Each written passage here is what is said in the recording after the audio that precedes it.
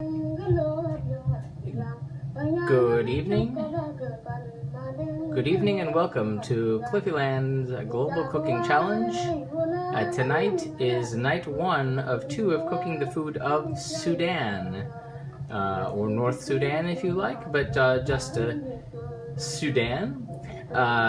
Tonight we're going to be cooking Dama Potaatas with Gorraasa, which is going to be Gorraasa is a flatbread, typical of Sudan, and Dama de Potaatas is a cinnamon beef and potatoes, sort of stew-like substance which will be served over the Gorraasa. And in case you're wondering, Sudan, as it is now, is right there in Africa on the Red Sea. It is bordered on the north by Egypt, by Eritrea, Ethiopia, South Sudan, which became independent in 2011. You have Central African Republic, Chad, and Libya. So it is a rather sad place, I'm sad to say. Oh, Dad, thank you. Mom, thank you. So that's where we're at. And we're listening to native sounds of Sudan, the role of song and dance in society. So let's flip around. Whoopsie-doo. There we go. And get my lens going there, and we're off. Okay, so we're going to start off by making the bread. I have to make the dough for the bread. The bread we're going to have over tonight's dinner and Tuesday's dinner, which will be the second of 2 nights of Sudan. And again, I apologize that we were starting a little early, but I scheduled it yesterday not knowing exactly how long this is going to take. And not wanting to be late yet again, I decided better to start early. So, I'm trying to get the light going here so I don't blind y'all, which I probably still will anyway. Maybe I'll shift over. So, Wendy Jean, thank you for the restream, and I guess I'm covered. Need different lighting in here. Okay, so we're gonna start off making the dough for the bread, and the bread is kind of insanely easy to make. And I've done several flatbreads at this point that are very similar. We did one for South Sudan, which is like a crepe-like bread. I think that was the kisra, if I'm not mistaken. The only differences I'm seeing is, well, that involves sorghum flour. This does not. That involved a certain amount of fermentation, which was up for debate. This does not. In fact, this is, the deal with this is that you want bubbles. And to get the bubbles, it's just kind of the magic combination of flour, which you got right here, and baking soda, no, baking powder, very different, baking powder, which we're gonna get out here. I'm just looking at this from the other side. These things are very similar. Powder, okay. So, there's no fermentation time here, and since I'm making the dough, which is gonna be going over, Mr. Brawl, thank you. Baking soda and or dough. So I'm just going to make the dough, or the batter in this case, and let it sit until I'm ready to go. So all we need is flour, water, and baking soda. Baking powder. Gotta get that right. 1, 2, 3. Baking powder, not baking soda. There's a slight difference. I know what it is, but my brain has decided to freeze on me.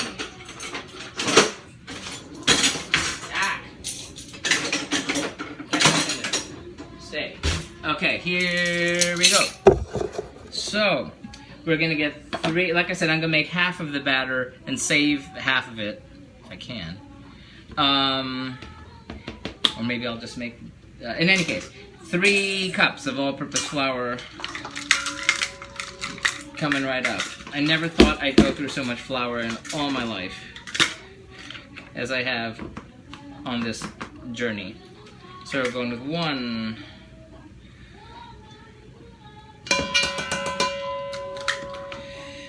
2. Come on. 2.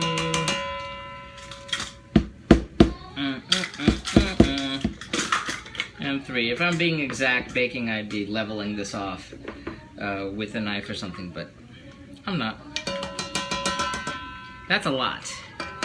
So I'm gonna see if there's some way I can save it for Tuesday. If not, we just do it over again. I'm putting this back. Whoops, there you go. So into this we are adding 1 teaspoon of baking powder.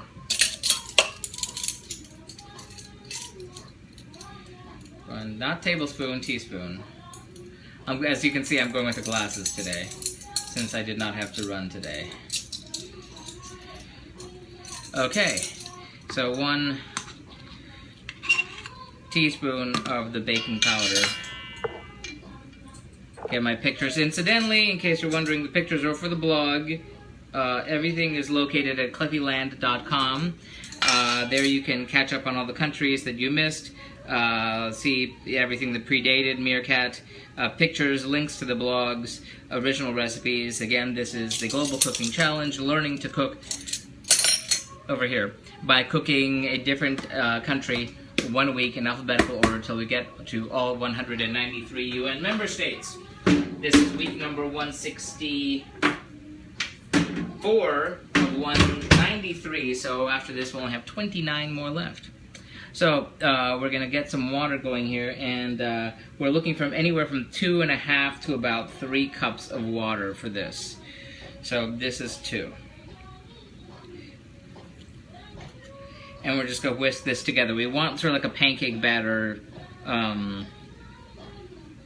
texture for this. This supposedly makes like, what, 6 to 8? Really only need 2. But there's this whole baker's formula that I have yet to manage. Lydia! My dear Lydia, how are you doing? Thank you for the restream. How are you?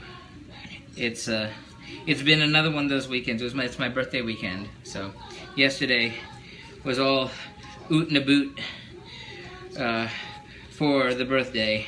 So that's why we're cooking, and not on Friday, but on Saturday. And not tomorrow either, because there's holiday-related activities. Bad Beef, thank you for the like. So,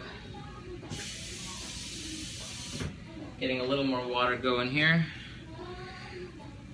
When this is done, I don't know if you've ever had Ethiopian food. That's the one thing I'm most familiar with before, cooking all this stuff. There you'd have injera bread, which is a spongy flatbread, on which everything is served. Whatever it's going to be, meat or eggs or vegetables, and generally be served on a platter with sorts of different stuff on top, and you'd grab the meat and eat it with your hands. There are differentiations in the styles of eating from North to South Sudan. We did South Sudan 2 weeks ago. South Sudan, like I said, recently independent in 2011, also the saddest country on earth, sort of statistically speaking, which is very sad. South Sudan isn't, the happy place either.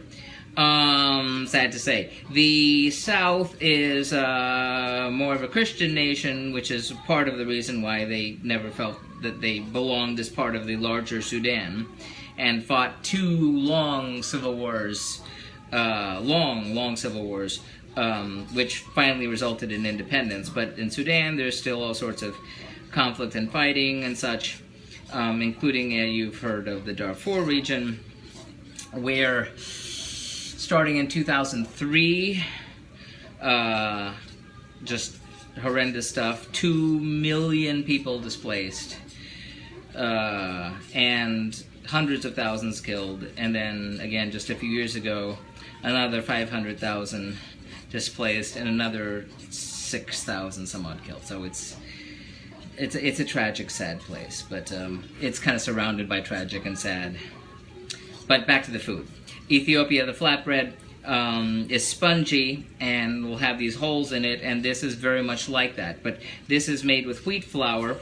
Wheat actually originating on the planet in Sudan. You did not know that. You owe thank you to Sudan for all your gluten foods. In South Sudan, they normally do it with sorghum, which is what we did for them, which is a different grain, which you're less likely to be familiar with. But we're just going to let this sit while we get to prepping part 2 of this, which is the beef. Bad beef, not bad beef, good beef. Sirloin even. But let's put this aside and let that sit over there while we get to everything else. So next we're going to get started working on our Dama Potaatas, which is the cinnamon beef with braised potatoes. You'll find there is the Dama, I think it's just called Dama, which is just the braised beef. And then there's the one with potatoes. They're basically the same thing. I've taken, there's not a whole lot of variation in the recipes here, the potatoes being the only different thing. I picked the one potatoes just kind of because. But there are a couple, shall we say, interesting features I found to a variety of these Sudanese recipes.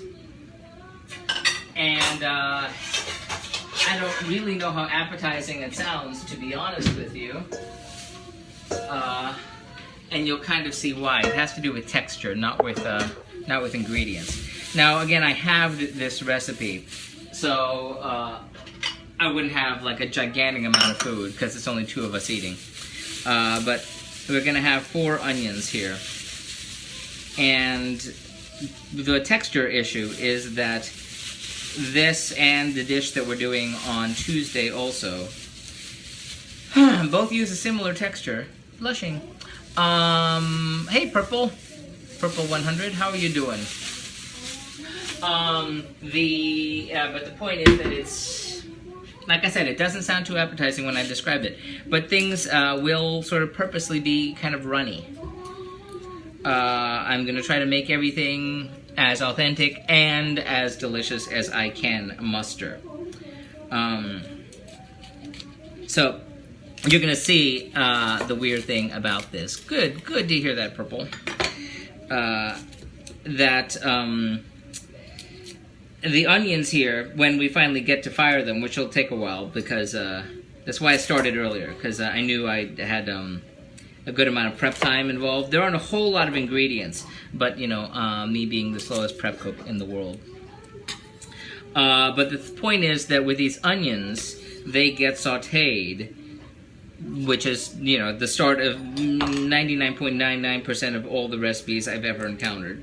But then you're going to see that they get pureed. What is it? Thank you for the like, Purple. It is, I'm assuming you're asking what dish I'm making. In this case, I'm making Dama Potaatas, which is a cinnamon beef with braised potatoes.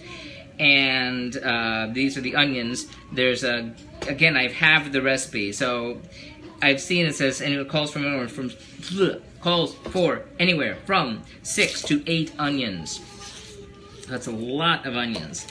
I've chosen to use yellow onions. The recipes did not specifically say what kind of onions. Yellow is like the most common one. Hey Joe, how you doing? Hey there. Wasn't that weird with the guy on the green screen today? That was very strange. Somebody on Meerkat we were both seeing, I noticed. It was a very odd situation. I don't know what country it was. Just saw someone in a green screen and they were, you know, being loud and ruckus and I don't know if it was Japanese or Chinese. But in any case, back to Sudan. Lots and lots of dishes, and they'll be, like I said, runny. In this case, it's, thank you for the restream, Purple, is that in this case, the onions, in Tuesday's case, something else, gets pureed. So, and then the recipes will say, oh, hey, make sure that you add enough water so it's wet and runny. And I'm thinking, we both, you know, the husband and I both kind of made a face. Do you know you now? That sounds vaguely familiar. Is that another streaming thing? If so, I think I downloaded it, looked at it, went, oh, okay, and went back to my business. Is that the one where people, like, watch each other sleep and stuff, mostly? maybe, sort of, kind of. Very odd. I know it's not all that, but I noticed that it was a lot of that.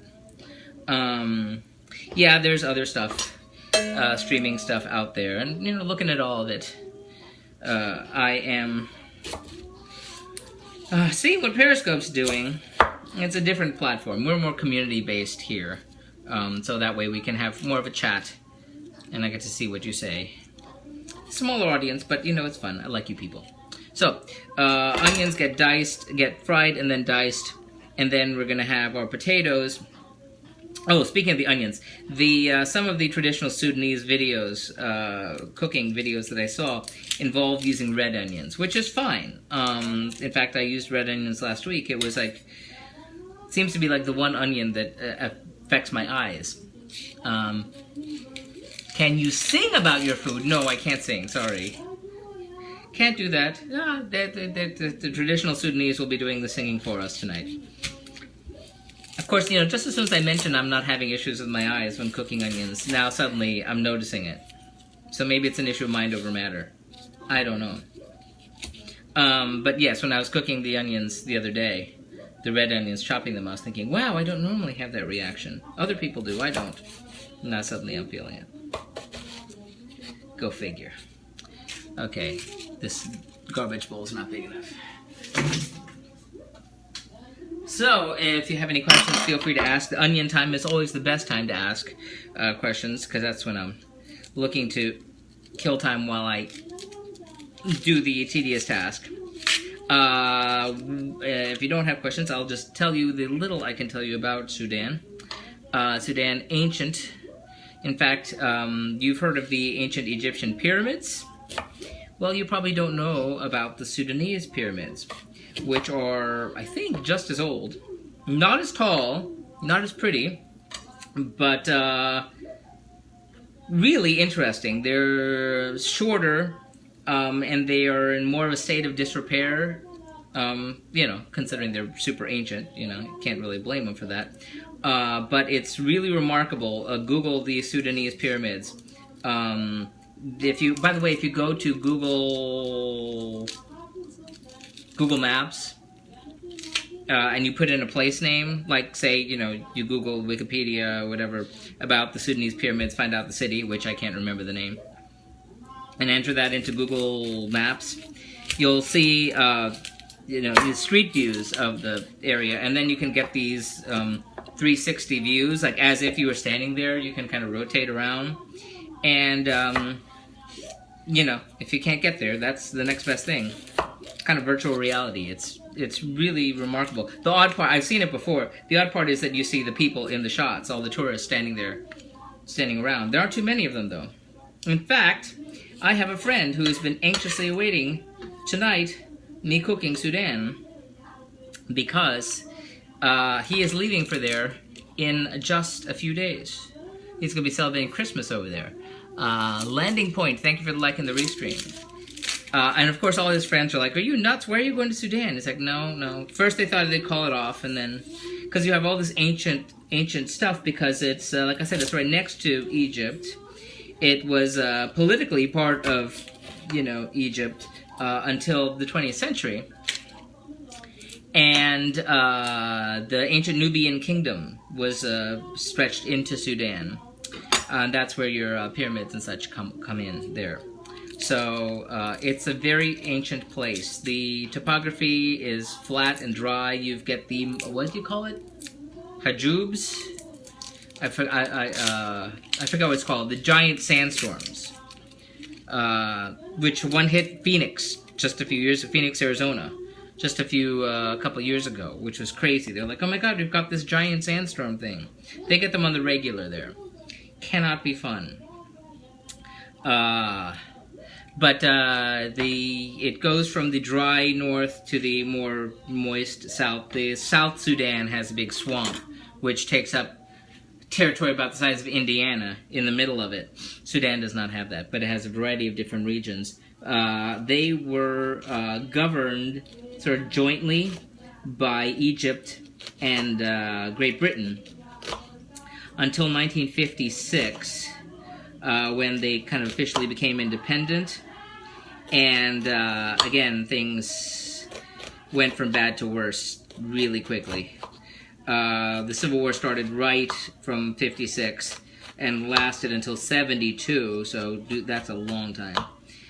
In that case, it was mostly between the North and the South, but there's all manner of other ethnic divisions and stuff inside. Then things kind of calmed down until 83, and then things fired up again until 2005. So again, crazy long time.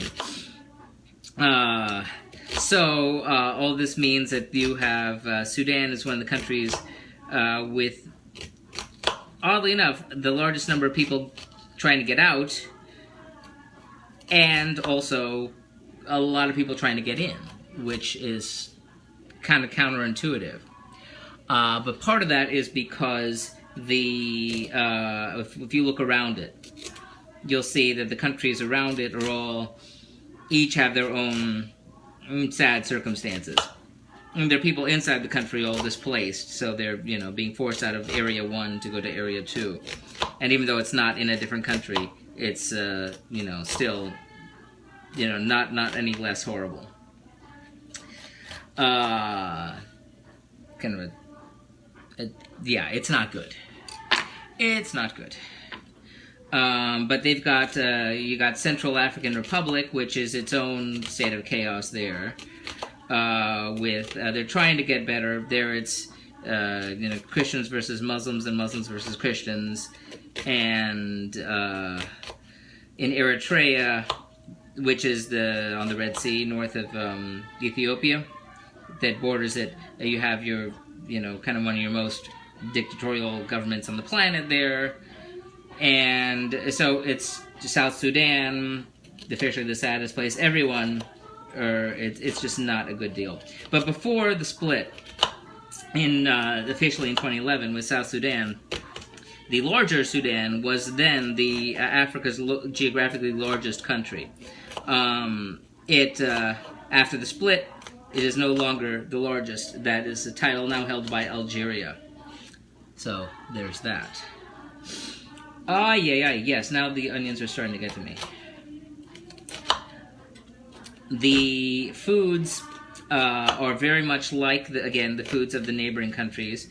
Lots of greens, that if you are cooking food for, most places in Africa, I would hazard a guess, having cooked, something like 40-something African countries so far on this journey. I haven't actually, I counted, but I forgot. I had 10 more to go, 54, 9 to go, so that's 45 African countries I've cooked already, or 46. It's kind of mind-boggling. But there's a lot of greens that you'll find called for that are very hard to find. And generally you'll see that you can't find it, use spinach. You can't find that green, use spinach. So that tends to be the general guidance. For Tuesday, we're going to be using the green, and we actually found it frozen, because it's generally found in a Middle Eastern restaurant, Middle Eastern African cooking. But not today. We're not doing the thing with the greens today. Today it's tomatoes. We did tomato salad for South Sudan, which you could actually do in North Sudan also, which was so good, so tasty, that I actually did it for a dinner party we had last week. And people were just, as the British say, gobsmacked as to how good it was. It was chopped tomatoes with what you call your peanut butter. Everything in huge parts of Africa.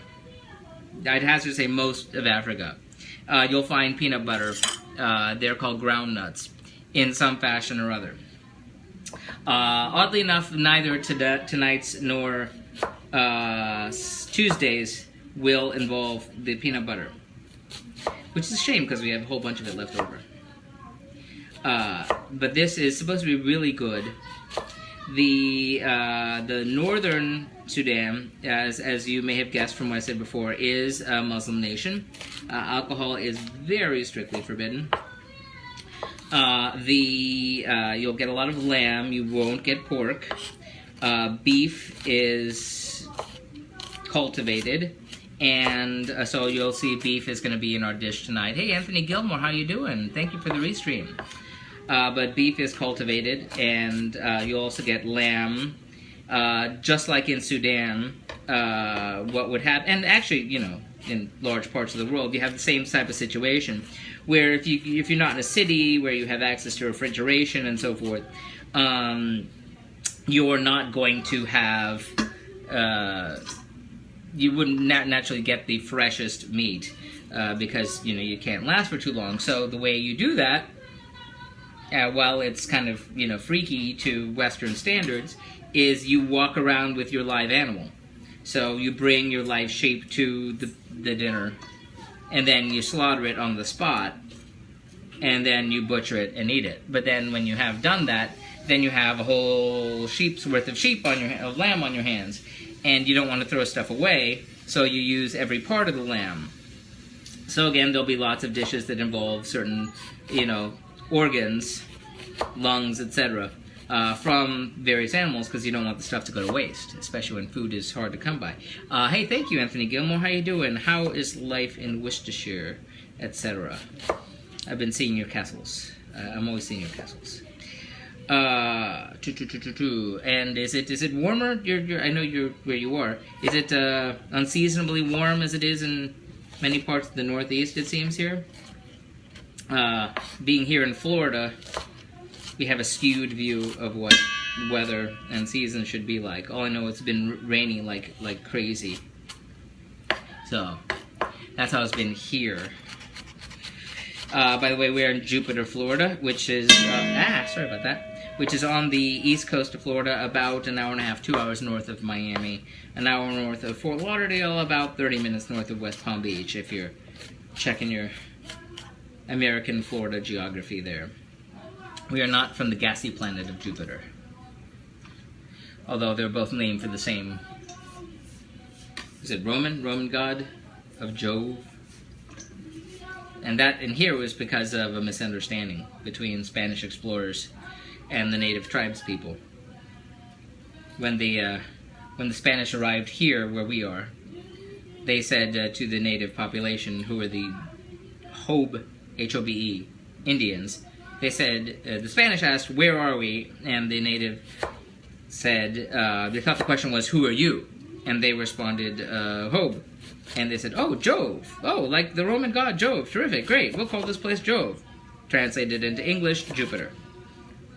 So, the more you know.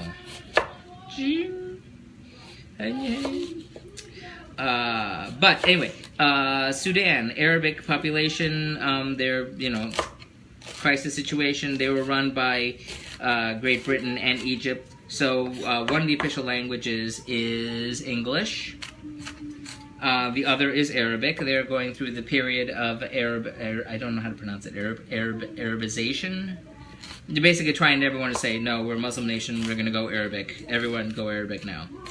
There are a variety of minority populations and languages and so forth, which is part and parcel of the whole, you know, sadness situation that's happening over there.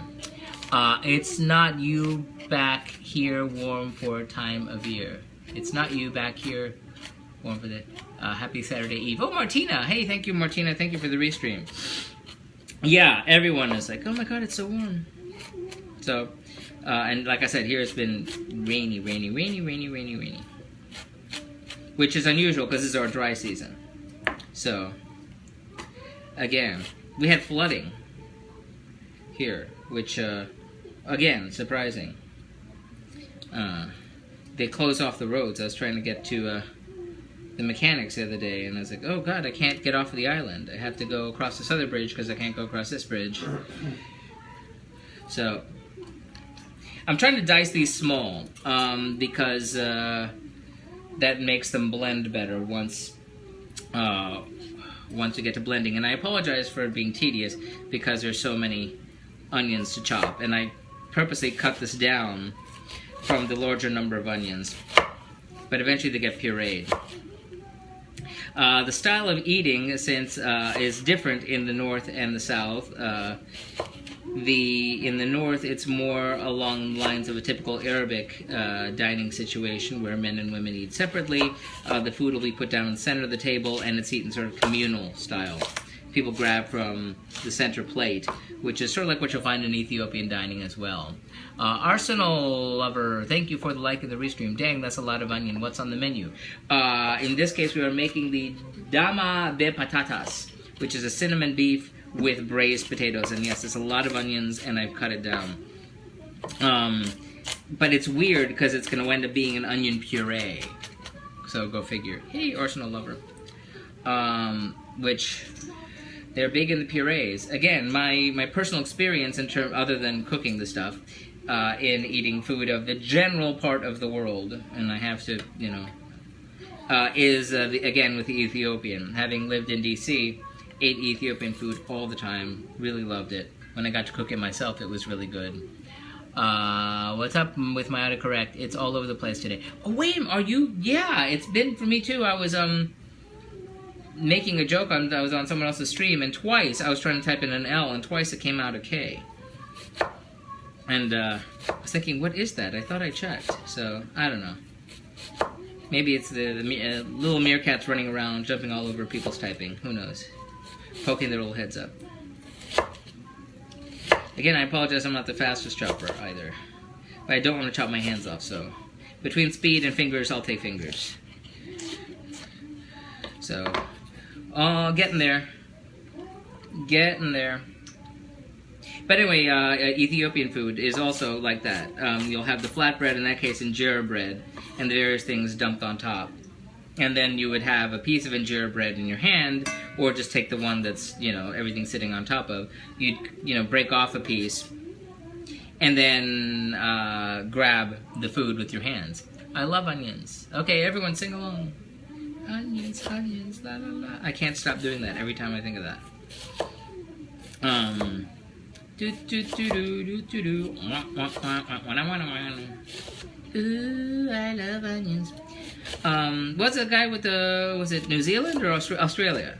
The former prime minister who would eat onions like whole with the skin and all, like if they were an apple. Okay. Interesting dude. Okay, we're down to the last two pieces of onion, so thank you for bearing with me. We're going to be chopping some potatoes and tomatoes. So we got potatoes and tomatoes, and we're going to be using peanut oil for this, even though one of the recipes said just vegetable oil. But peanut oil seems to be more authentic to the region. So, talk to me. How is everybody spending their Saturday night here? Watch me choppity chop chop. Had a nice birthday. Elmeo, isn't it I love turtles? Turtles? No, I don't know I love turtles. I mean, I do love turtles, but no, it's I've got the girl group song from, I want to say 1960. Oh wow, 66 maybe? I want to say Susan something or other. It's like, yeah, so one hit wonder of the 60s. I love onions. Sue? Sue? Look it up. I have my personal researcher standing at the ready right here. When I can't Google myself. And who doesn't? Oh yeah. Okay, down to the last one. Oh, what did I do here? Mr. Peace. By the way, for my birthday, went to a Spanish restaurant, which is not unusual in South Florida. But it was a really good, really authentic Spanish restaurant. And it was super yummy. And I wanted to try out. Hello from London. Afghan. Hello from London. Are you Afghan? How are things going? And if you're not Afghan, tell me about your handle there. If you've been following along, you see that we're on country 164 of 193 UN member states. That also means I started with number 1 in 2012, which was Afghanistan, and that the deliciousness of that dish is what got me going on all the rest of them. So, yay to Afghani food. because that was all kinds of goodness. And oddly enough, will involve some of the same ingredients and spices that we did for Afghanistan way back in September 2012 for here in December of 2015 with Sudan. Go figure. There was Turtles chocolate commercial in the 80s. Turtles, rah, rah. Oh, okay, that sounds vaguely familiar. But obviously they made use of the Onion song, which is called I Love Onions. Not to be confused with the song called The Onion Song, which is by Marvin Gaye and Tammy Terrell. Which is... my browser froze on. Yes. The Onion Song, Marvin Gaye, Tammy Terrell. A little bit of a controversial song. Not because of anything about the song, but because Tammy Terrell at that point was very sick. And it is alleged that that's actually not her singing on there at all, that it was actually Valerie Simpson, because she co-wrote the song. And if you listen to it, you can kind of tell. But they say, no, no, no, she's saying. And I say, I don't believe them. But that's a tangent. These are onions. Okay, so now we're going to clean this off and get to our tomatoes. And I'm going to be needing that again. There was a dish that I thought of doing but rejected for here in Sudan, which involved tomatoes. Actually involved stuffed tomatoes, which would be stuffed with a mixture of onions and ground beef and spices, which, you know, fine. Oh, but also there's a weird technique involved with that, which is quite difficult, number one. Number two, if you were with us last week, 2 weeks ago, last week? I don't even know where I'm going anymore. 2 weeks ago. 2 weeks ago in Cook, Spain, we did stuffed tomatoes as part of our tapas. And I was thinking, well, I don't want to do, like, you know, stuffed tomatoes one so quickly after the other. So that was 86th. This was not. So we're going with our tomatoes. We've got only two, so you don't have to be that bothered that this is taking so long. We've got two lovely old tomatoes right here. Vine-ripened Florida tomatoes. I do hope they're Florida tomatoes. They must be. Does not say, but they must be. Because they're too pretty to be otherwise.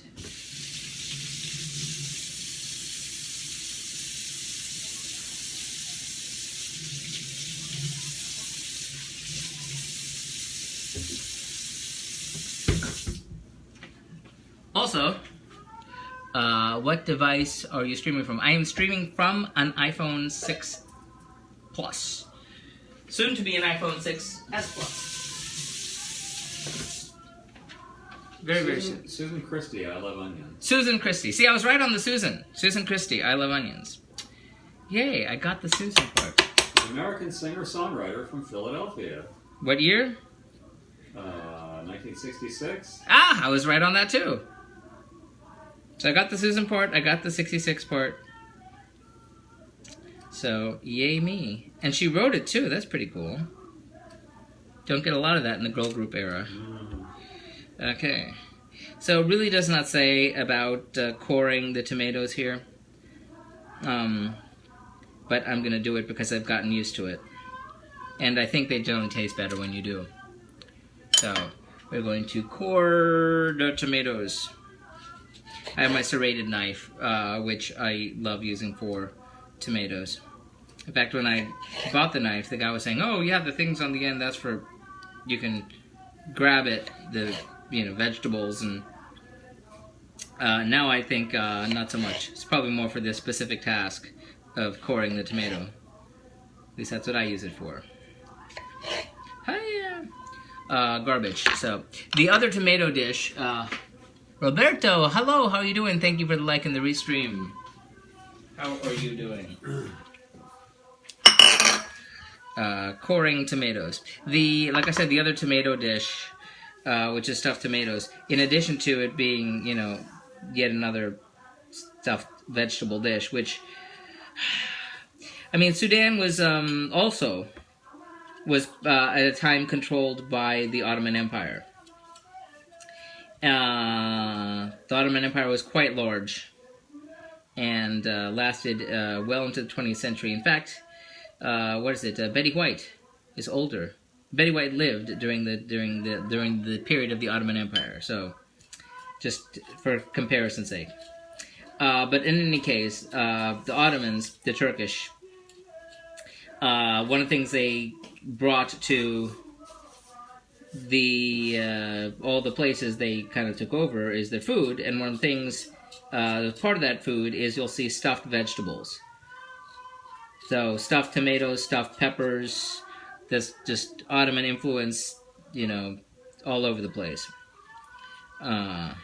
In the case of Spain and the stuffed tomatoes we did, I would hazard a guess that that's with a Moorish influence. Could be wrong, but it just strikes me that that's a logical conclusion.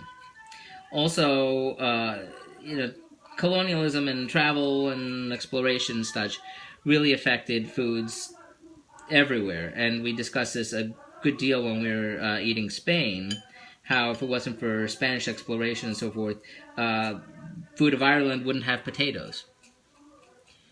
Betty White is older than almost everything, LOL. Apple and right. Apple, period. End of discussion. Yes. And Betty.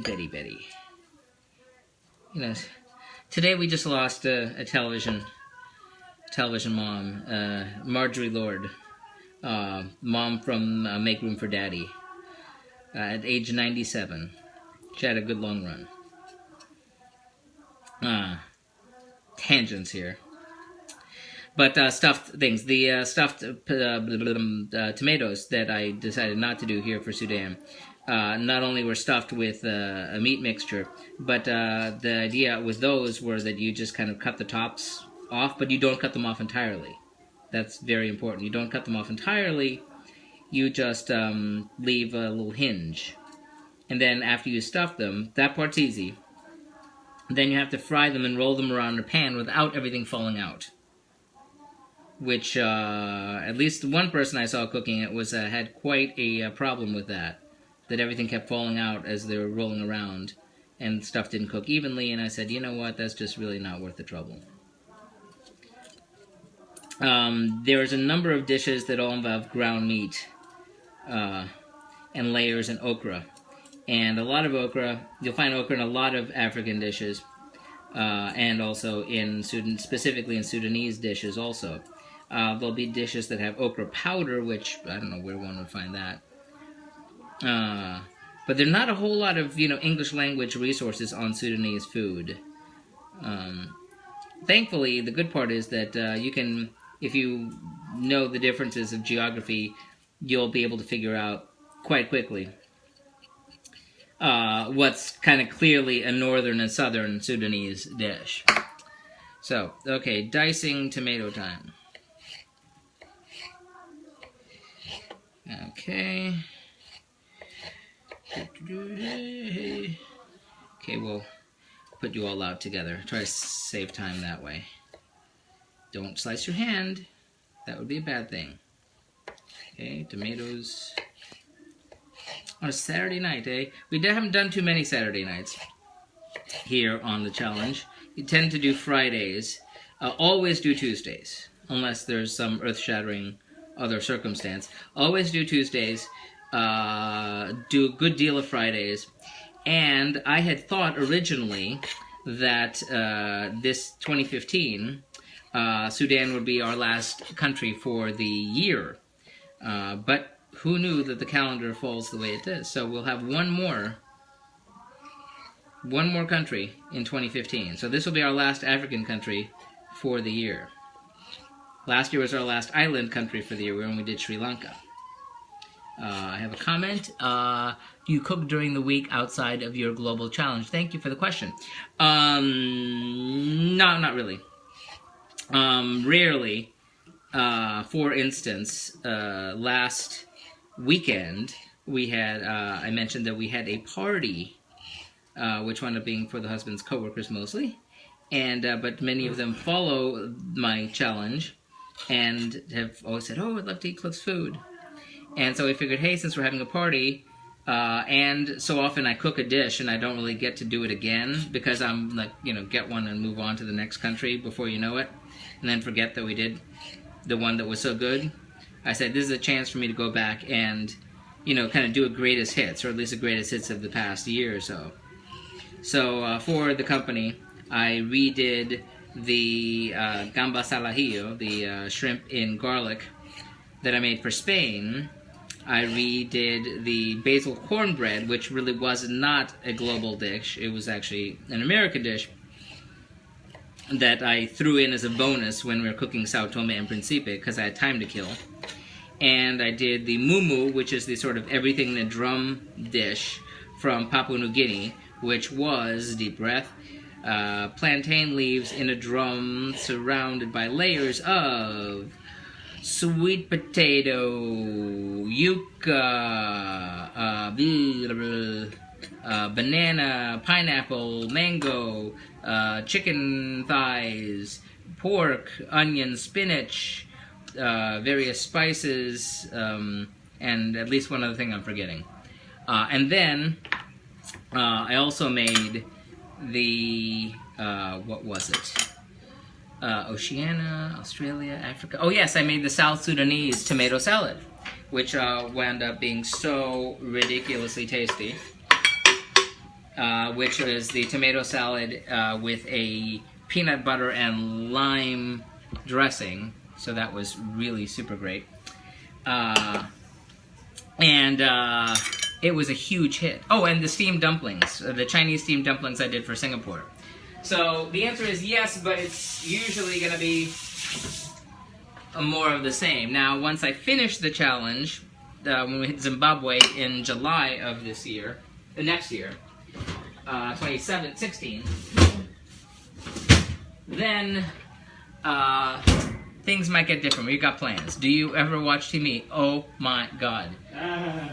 He just laughed. That's the understatement of the year. Yes.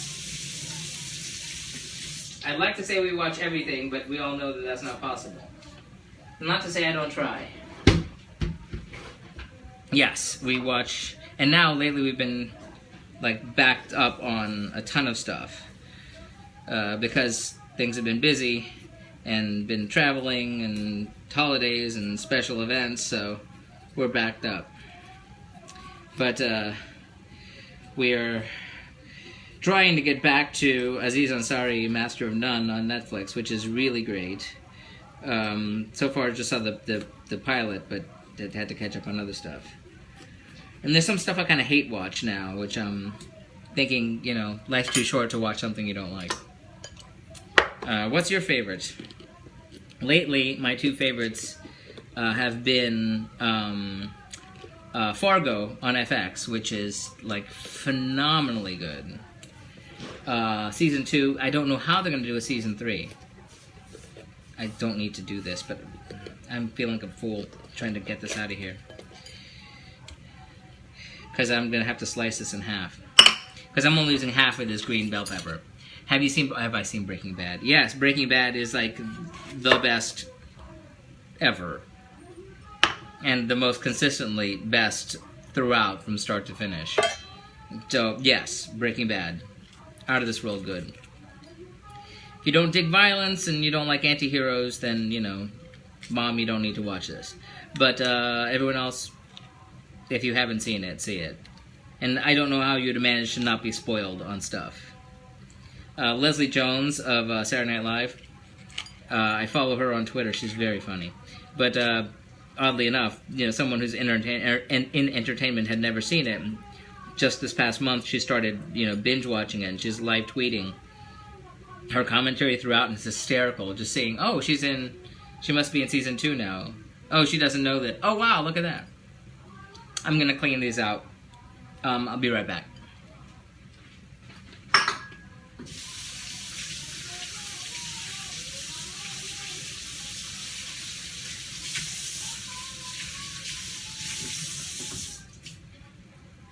Okay, so it said half of a green bell pepper. My first inclination would be like, say, screw it, we're having all of it.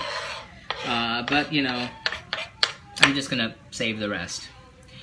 Breaking Bad was amazing. Who was your favorite character? Well, you know, Walter White is the protagonist, so that, but I mean, everyone was just so written so well.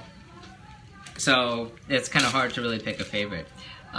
Is that Kenmo? Thank you for liking the restream. Thank you very much. We're saving half of our green bell pepper here for some other purpose.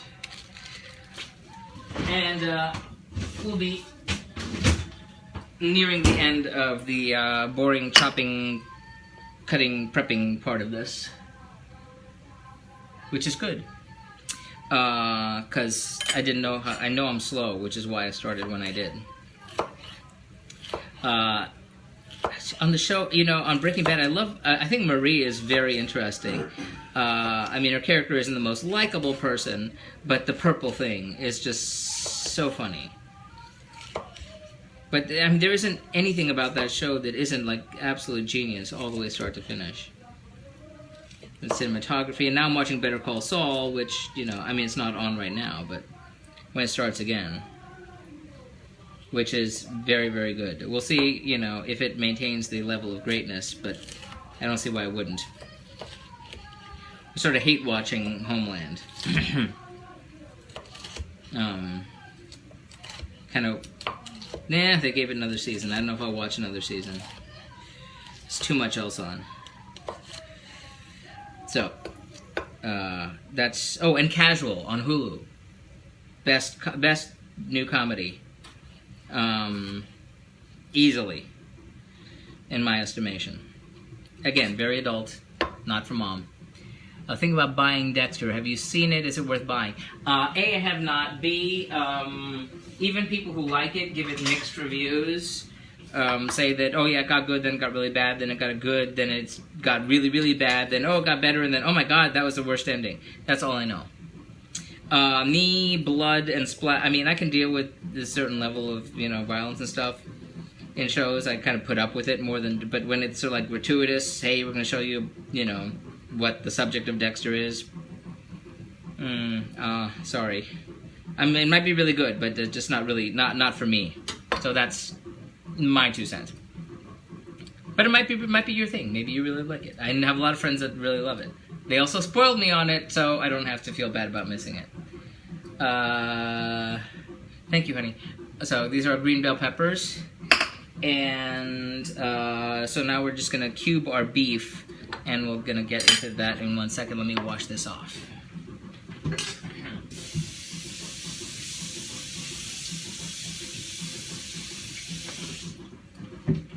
I mean, if you're looking at TV shows and you know you haven't already, you know, binged watched, you know, the biggest ones, and if you've watched Breaking Bad, I gotta say Mad Men is like a close second for best show ever. I mean, it's like neck and neck. So, but if you've already seen that, then you gotta think of something else. The Americans. Phenomenally good show. And why every damn award thing they keep passing them up blows my mind.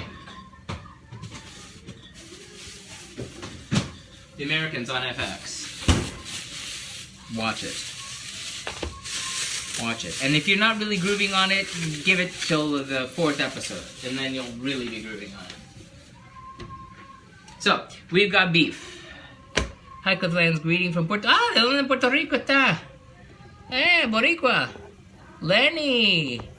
Mucho gusto, ¿dónde está? Ay, bendito, nene. So we've got our beef. This is top sirloin. Okay. Again, this is me learning. One thing I was learning about, I was looking up cuts of beef because I didn't know. I knew sirloin was like more expensive and more tender. And now I know top sirloin is where that comes from. Mad Men, not seen it all. Check that out. Oh my god, no. If you're going from Breaking Bad and you haven't seen Mad Men, it has to be next.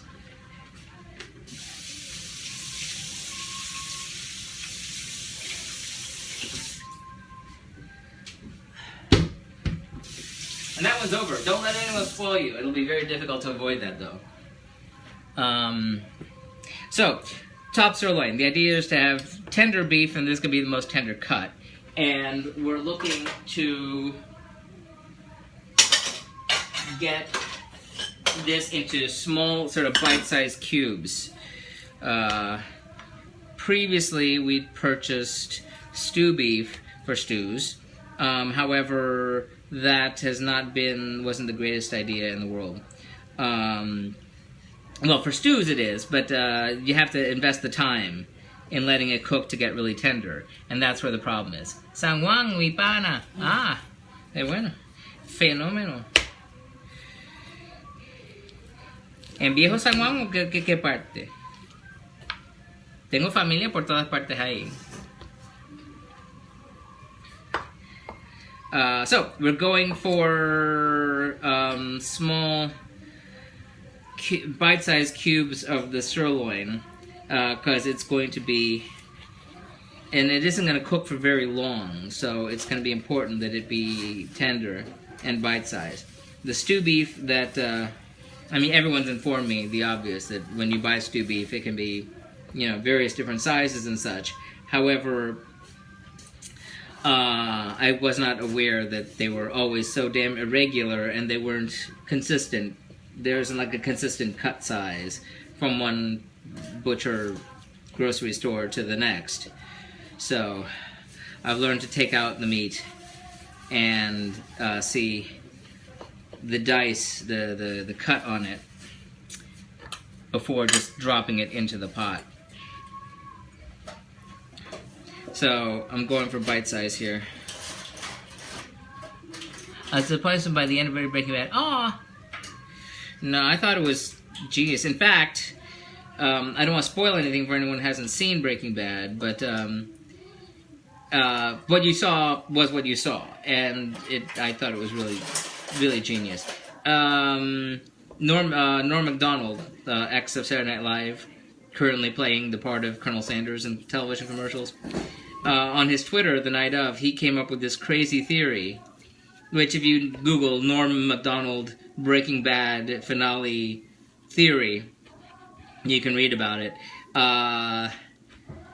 If you didn't like the way it ended, read the way he does, and you can believe his theory on the ending, and maybe you'll like that better. I mean, it works consistently, though the Vince Gilligan said, no.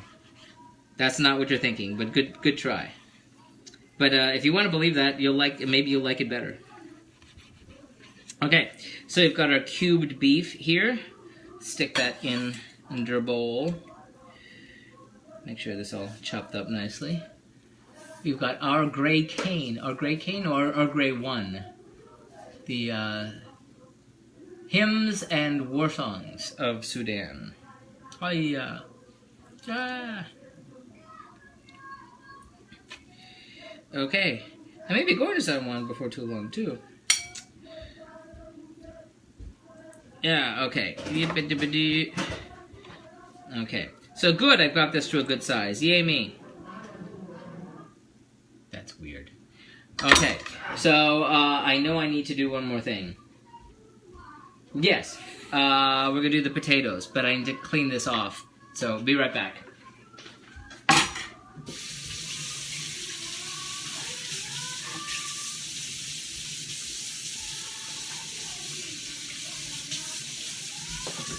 So this is interesting. The method on these potatoes is not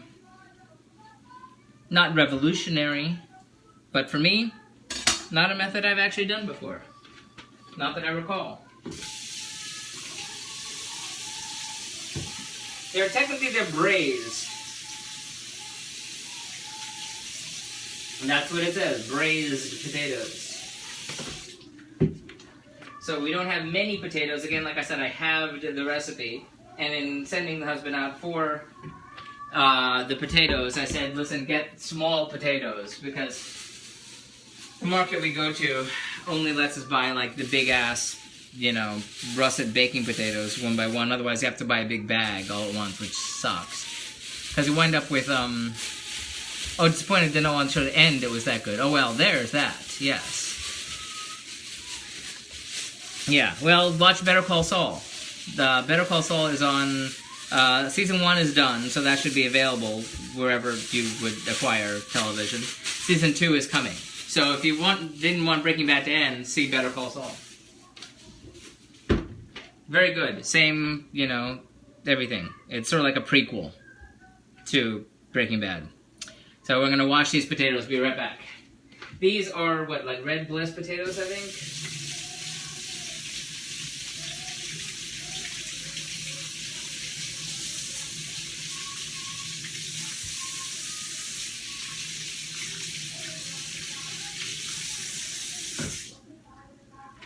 Okay, potatoes. Yumsany. Peel. I need to get a new peel. Husband walked away. Stocking stuffer. I need a better one of these. So, with the holidays coming, it's going to be crazy. So, like I said, this is our second to last of the year. Normally, I take 2 weeks off at the end of the year. I have in the previous 3 years of the challenge. However, like I said, the way the holidays land this year, you know, technically, if I really wanted to, which I don't, I could just keep going straight through. However, I don't want to give short shrift to Sweden. Say that 3 times fast. Short shrift to Sweden. Because that, you know, especially between this and, you know, everyone watching the Swedish food TV, which is Italian food, but in Sweden nonetheless. I don't want to, you know, shortchange Sweden. And also I have not done, on the challenge, on the meerkat-wise, I have not done food of Scandinavia. On the challenge in general, if you go to cliffyland.com, just add a .com at the end, you can see all the various things that I did for the every other nation have gotten so far, but the Scandinavian ones have sort of stood apart in that I've screwed up stuff. But you know, that has more to do with the alphabet and my learning than much of anything else.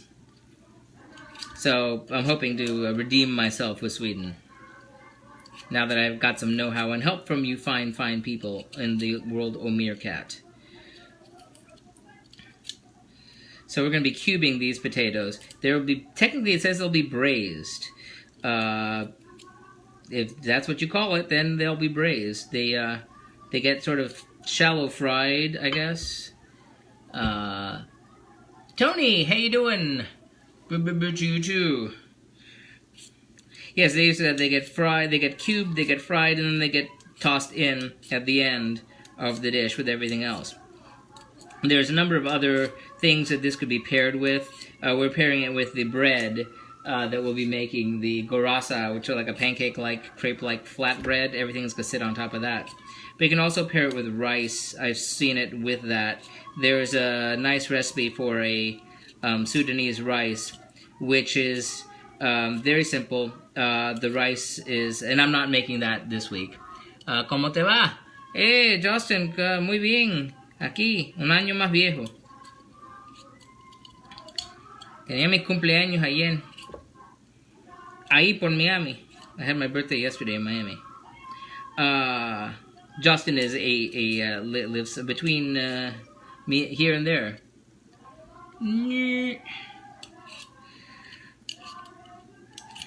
So, where was I? Potatoes, braised. Oh yes, you'll find a rice recipe. The rice recipe, which unfortunately I won't be making, I don't think, is sort of, the rice is kind of made sort of risotto style, and then it's made with turmeric and some other spices. It's a nice departure from your average everyday rice. So I always have trouble with this, trying to get flat surfaces to cube things. Always involves a certain amount of waste, and I don't want to do that.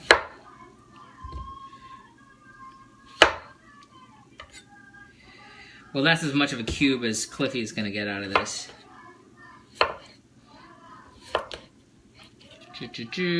Not a whole lot on the potatoes. Again, I halved the recipe.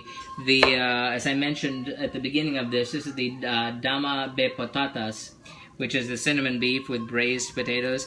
You'll find the recipe without the potatoes also.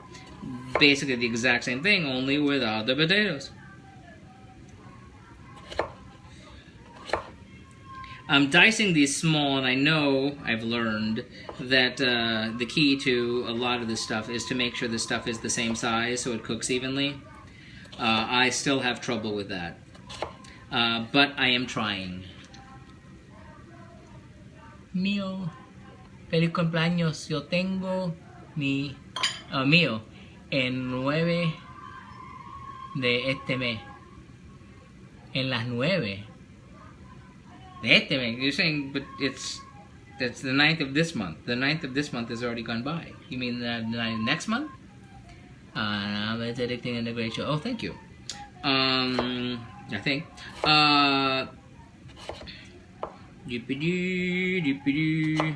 So is your birthday in December or in January? And in any case, happy birthday in advance. I said we went to a Spanish restaurant yesterday in Miami. Very, very good. And I got to have some, what do you call your delicacies. Things that I wouldn't normally find. I gravitate towards the weirdest thing on the menu I can find.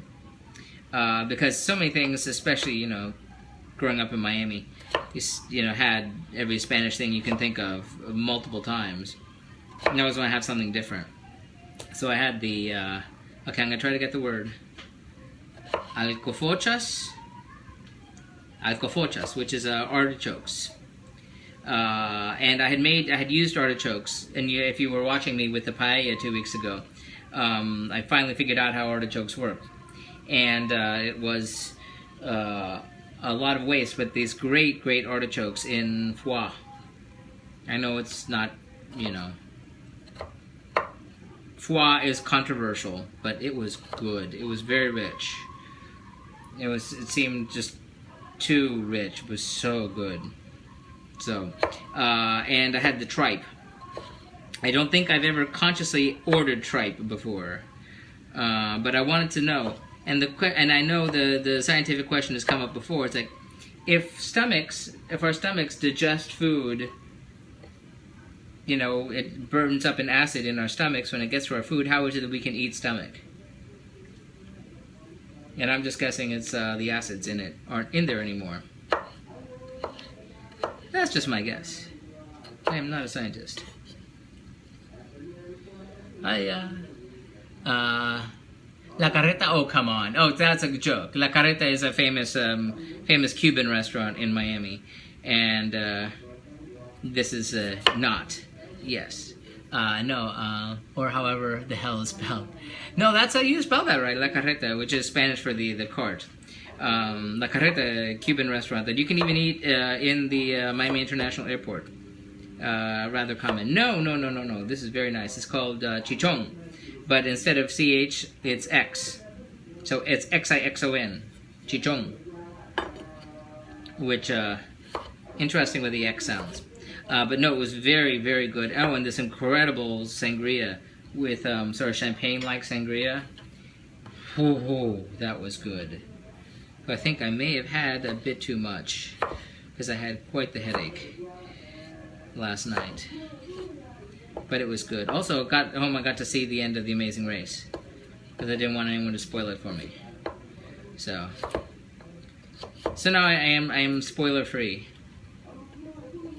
and eagerly anticipating the next season, which is currently underway. So that place to me is not that good. La Carreta, no, it's not. La Carreta is, yeah, that's like Denny's. American food, Denny's is to American food, La Carreta is to Cuban food. So, we've got, is that it? I'm sure there's, I knew there was something. Okay, garlic. Yes, very quickly, we're not dicing, so yay that. We're going to set some 3 cloves of garlic going. And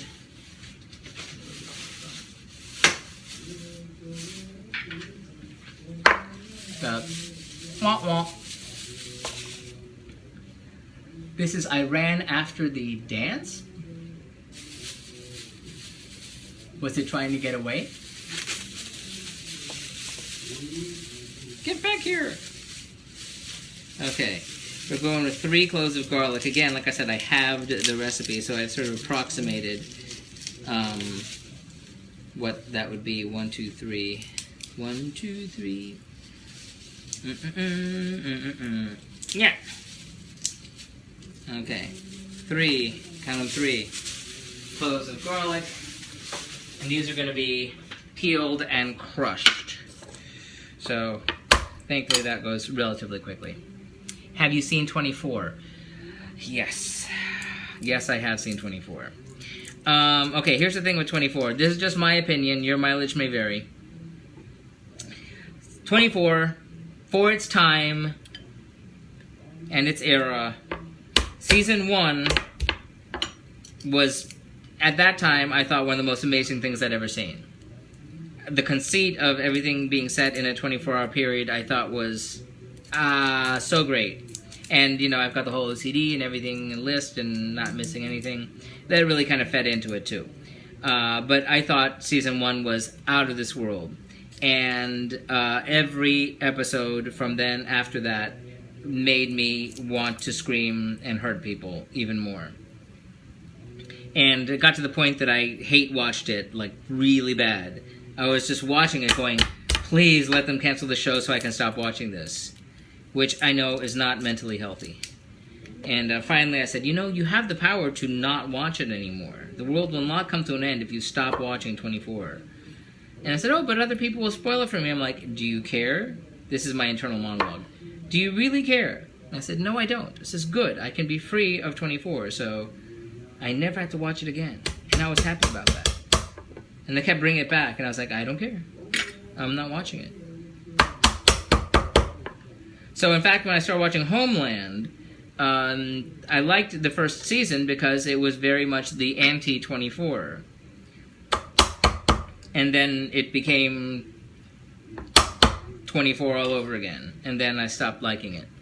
So, again, your mileage may vary. Crushed garlic. Okay, so I think for the most part we have got our prep work done here. We are gonna just clean this off and then get...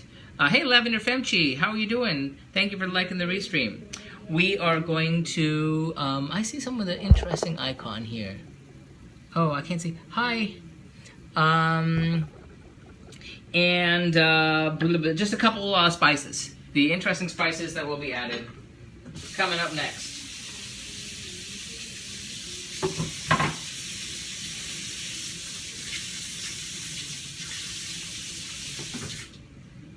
Okay. Knife goes away. Yay! Okay, there's a couple spices. I'm just gonna set them aside so when I drop them in, that can happen kind of quickly. Hello, Meerkat. How are you? Mr. Don Woods, thank you for the restream. Good to see you. Good to see you too, my friend. How are things doing over there? You're in Cali. 2, 3, 4. Okay. Prison Break. No. I heard that season 1 was good on that one. Then I heard it got really bad. So, if you're going from what people tell me, season 1 good, the others not so much. I didn't see it. I kind of wanted to see it at the time, but again, got too busy. But if you want to follow, if you're on Twitter or on Facebook, follow the Bastard Machine. He's the TV critic for The Hollywood Reporter. It was with Variety and Hollywood Reporter. I don't always agree with him on every genre. Like, he despises musicals, he despises reality shows. I like good musicals, I like good reality shows. But on everything else, like 99.9% of the time, if he says it's great, watch it. If he says it's bad, run away. So that's the Bastard Machine. A friend of mine turned me on to him, and I read his stuff religiously. Okay, we're looking for cardamom powder, cinnamon powder, So cardamom and cinnamon are very similar, sort of flavor-wise. Although one is much more common than the other. As you can probably see, cardamom, cinnamon, lots, not so much. In fact, this one jar is the same jar I had when I started on this challenge back in 2012, and you know, it still has fragrance. Here, smell. She good. Okay, so we're going with 1 teaspoon on each of these. 1 teaspoon of the cardamom powder. Now I have cardamom, people will tell you, and it's true, and if you really want flavor, in terms of anything, go with the whole and grind it yourself. And I have a whole bunch of cardamom pods, and there's green and I think black, but I just have the green. But I have so many they'll be rotten by the time I get to them. And cinnamon coming from bark, which oddly enough, most globally, to my understanding, came largely from last week's country, Sri Lanka. Oh, by the way, my Sri Lankan friend, good to see you, Cliffy. Yes, good to see you too. To you too. Oh, forks and knives. And salt and tomato paste. I need a big one of this. It's a lot of tomato paste. Surprisingly, a lot. Which is good because I have leftover from previous nights, so some things work out that way. And normally, you know, salt, not measuring it, so on and so forth. Yeah, I get that. I will taste and season as I go later, but right now, 1 teaspoon of salt. And we're gonna go with, I'm gonna get out not my teaspoon, but rather a dessert spoon, or not a dessert spoon, but one of these, for the tomato paste, because we're going with 4 tablespoons of the tomato paste. So I'm gonna, 1, I'll be washing that anyway. 2, we've changed to a more modern Sudanese. 2, 3, basically the rest of this jar. 3, and hit me with 4. Come on, 4. Big money, big money. What's your favorite film? Oh, that is a tough one, because there's favorite and what I think is the best, and those are 2 very, very different answers.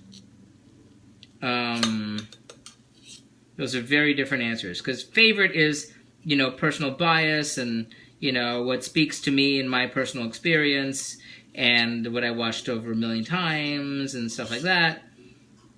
And then there's, you know, even though I know it's not like the greatest film, it's just, you know, that. Wow. But what I think is the best film? I mean, I could be just lame and say Citizen Kane, which really is one of the greatest films, you know. I mean, a lot of people say it's the greatest film ever. And they say that for a reason. Is that a movie I want to see over and over again? No.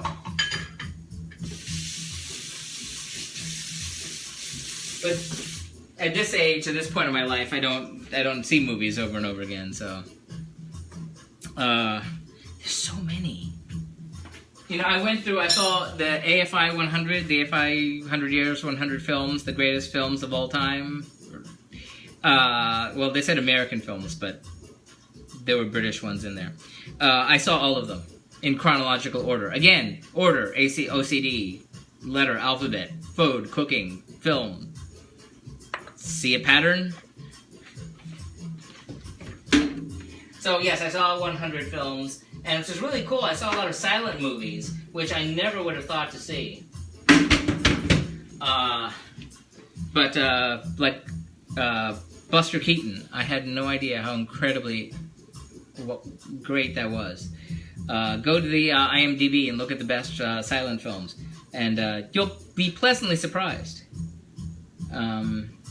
Okay, so it is time. The time has come at 6:30 to start heating some stuff up. So let's go that way. Oh, thank you for liking Restream, person. Hawk69. So we are going to go with two vessels. We're going to go with the skillet. That's where our potatoes are going to go a little bit later. And our, I would call it a pot, but it's actually a saucepan. You know, if I'm getting technical, I should remember the exact size. And a 6-quart saucepan. My favorite is Die Hard with Bruce Willis. Yeah, see, like I said, people's tastes are different. So I can appreciate that difference. Die Hard, I saw it. I can see why people like it a good deal. I personally did not care for it, but that's just because it's not my cup of tea. But I can see why people would think it's really good and like it. So I dig that. But again, that goes back to the best favorite thing, because like I said, my favorite films would not fall on any best ever things in a million years. And I like different movies and different things for different reasons. TV, though, generally, you know, if it's a drama, it has to be just, you know, quality, just really good. Otherwise, I can't cope with it. So we're on to here. We're going to heat our saucepan on a medium heat, and we're going to add 2 quarts. Now I'm using non-stick here, so the high, medium, whatever is going to vary. I've learned that one the hard way. But we're going with 2 tablespoons. 1 tablespoon, 2 tablespoons. It's about the only thing I can eyeball is tablespoons of oil. Of peanut oil. We're going to be using the peanut oil over in the skillet for the potatoes in a moment. We're going to heat up these potatoes. And I need to get my lid for this. See, this is another thing that's weird about this recipe. Because it's calling for certain things to be covered and then pureed, which is really weird, and that's not the right lid. Is it you? Could it be you? Yes, it's you. Hello. Every pot has a lid. Or at least it's supposed to. Okay, we're going to heat you up. And while that heats up a little bit, I need to make sure my blender is going to be ready. We're going to be moving back over there for that portion of things. But I want to make sure I got it ready for when we need it. It's not going to be a whole lot of blending. But again, it's a really weird concept that you fry and then you puree. Not the usual thing. So I always like finding the one thing that's different in every country, especially with African countries. You have more African countries than any other nation. Continent. You know what I was thinking about that? I was so pissed off. I was watching, cover your ears if you watch Amazing Race and you didn't see the finale last night. But these people, they've gone to, what, 9, 10 different countries, going all the way around the planet. They went to Zimbabwe, and they went to Zambia. They flew in. These people had to have their passports, go through customs. They're in the country. They had to leave the one country and go to the other country, and leave that country and go to the other country. Okay, so the very last thing of the damn challenge is that they had to take the flags of these different countries, and they threw in an extra one to throw them off, and put them in order hoist them up on a mast. And these two idiots are like, oh, which one is the flag of Africa? Is that the flag of Africa? Oh, I think this might be this. I wanted to strangle them through the TV. How does non-stick affect the high level other than you can't use high heat on stick? Well, you're very close on that. Apparently, and I found this out the hard way, is that I always was saying, okay, I've got high, I've got simmer on this. Mine doesn't have a medium low, it's just numbers. So if I split the difference between high and low, I figured that would be medium. But it says, oh, da-da-da, high heat. It's like, no, you're not going to be able to do that. And so, like, if you want to boil water, great, high heat.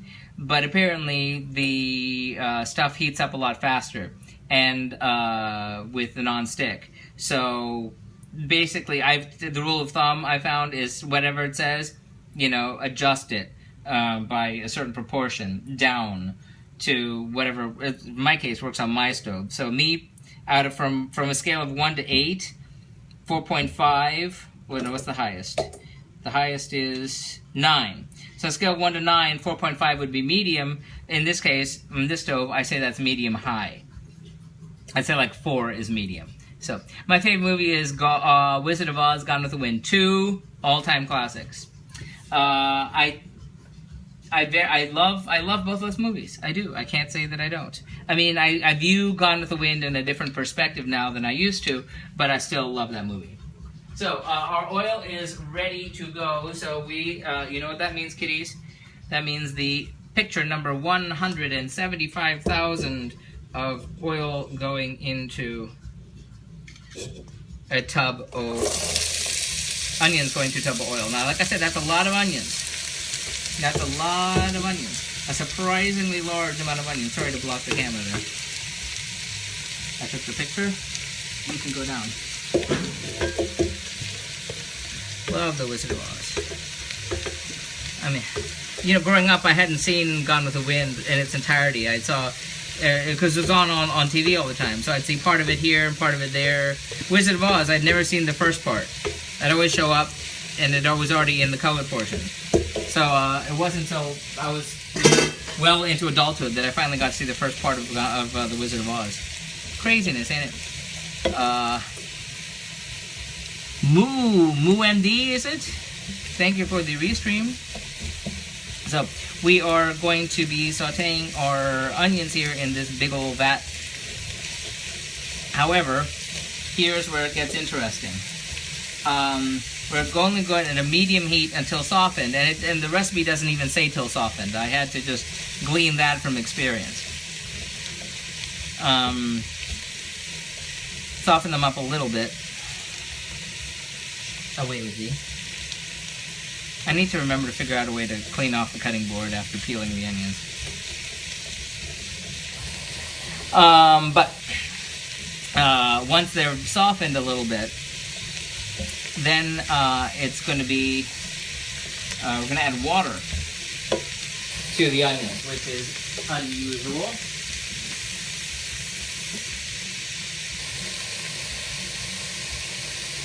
And then we're going to let them simmer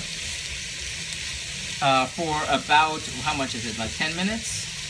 Until the water is almost evaporated. Some recipes I saw call for more water, which strikes me as odd because that means it would take longer for it to evaporate. But I'm sure there's a chemical process involved that I am not considering. Like, I know the onions are obviously releasing a good amount of water in the process here. The temperature, level of heat, all that good stuff, all matters.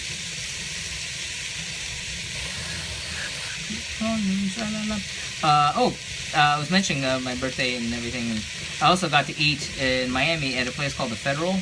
I've eaten there, this is the 4th time we've eaten there. They're featured on Bravo's Best New Restaurant. They have the world's greatest biscuits you've had anywhere in your life. They were awarded the title and they deserved it. These biscuits will change your life. The biscuit about that big, it's sort of like an appetizer, but you couldn't eat it yourself. You need to share it with somebody. Or more than one somebody. But it is so impossibly good. But also, as you know, I watch Top Chef. Excited to see the new season. Young lady, Miami chef, who is on there, not doing too terribly well, but she's on there. She has now joined the crew at the Federal, and she's standing right next to us, talking to people at the next table yesterday. And the husband was saying, oh, do you want to go get a picture for your birthday? And I was thinking, well, I mean, I'm sure she's a lovely person, but I don't tend to bother people that I recognize from TV, unless I can genuinely say, oh my God, I really am crazy about your stuff, you're so good. And I'm sure she's a lovely person, but she hasn't made much of an impression on me. So I didn't want to say, hey, I know you from TV. I've seen your face. I need to take your picture. So, these have softened a little bit. A little bit. A little bit, a little bit, a little bit. So we're going to add the water now. Ooh, I'm so hungry now. It just hit me. All of a sudden. Very hungry.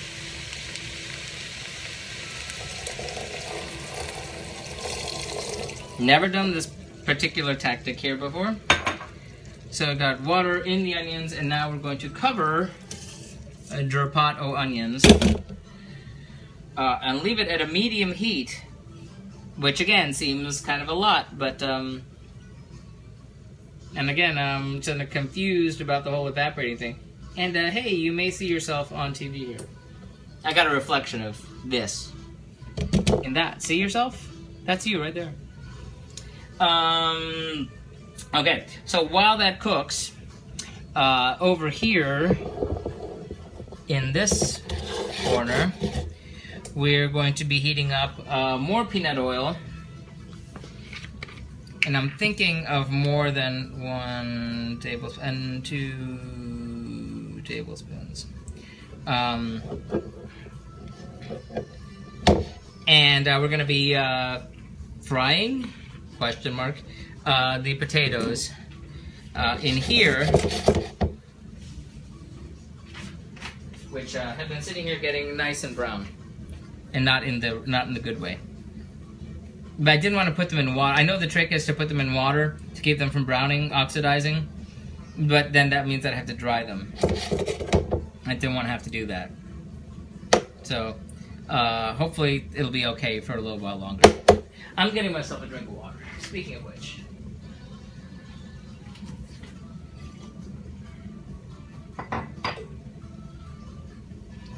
Goes with the music.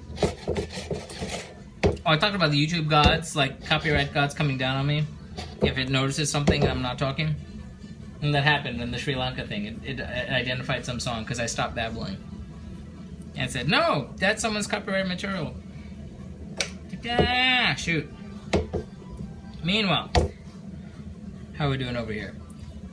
Again, we're using peanut oil instead of any kind of other kind of oil because it seems to be more in keeping with the geography, what you'd find there. Come on, you can do it. Heat up. Okay, and then we're gonna braise. It says braise. I don't know if that's the right word, but you know. And when I think braise, I think, you know, like braised. Until golden, eh? Not smoky yet. See, before when I was heating that up, I was like babbling to you about movies. There we go. Eh, not hot enough for me. Oh well. We'll be okay. Oh, I should.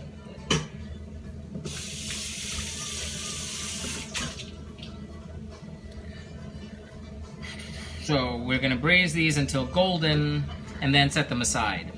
And then they're gonna go back. Then they're gonna go into the main dish at the end, or not the end, but near the end. It is now 6:30, and I may have misjudged the time and how slow I am, because I'm wondering if food is gonna be ready earlier than I thought. Oops, low battery. Oh dear, plug yourself in. My battery's been going fast lately, a lot, but it's not the device. It's I'm running a certain app on my phone, a music app that is just using up lots of data and lots of battery. So I'm doing low power mode early in the day. So as you can see, these are not really all the same size, but I came close. There's no gigantic chunks in here, so I haven't screwed up too badly, I don't think, I hope. Now, meanwhile, as you can see over here, steam is coming off of that. And it's a medium heat, which seems kind of high to me. It's bubble, but we want it to evaporate. So that's what's happening over there. Then, at some point, well, everything else is... Whoa! No, doggies. I've learned the hard way. If I let the camera get too close to the hot stove and the steam, things do not go nicely. So, need to get you out of the line of fire there. Enough. Did it burn your face? Can I wipe it off for you? Wipe your brow. Okay. So we're looking for golden, and I'm getting splatter everywhere, so not that it actually does much good. Their splatter screen. I always have to, like, completely hermetically wash the phone after every one of these. So, I'm gonna lower that to a more medium. Stop splattering. You know what? I think that might be one of, like, maybe the second or third time I've gotten through an entire jar of tomato paste before it's going bad. Jar, can. You know what I mean. It's not too bad, musically speaking.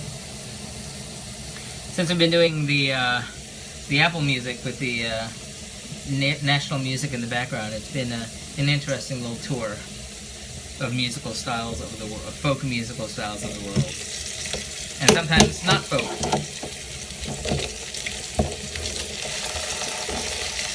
I didn't use too much oil, but cooking it this way, it's not deep fried. Trying to have them not stick to the non-stick.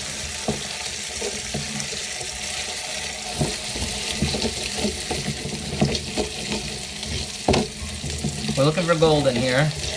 Hey Adrian, how you doing? Thanks for the restream. Hey man, how you doing? You too. Here's the city, here I come.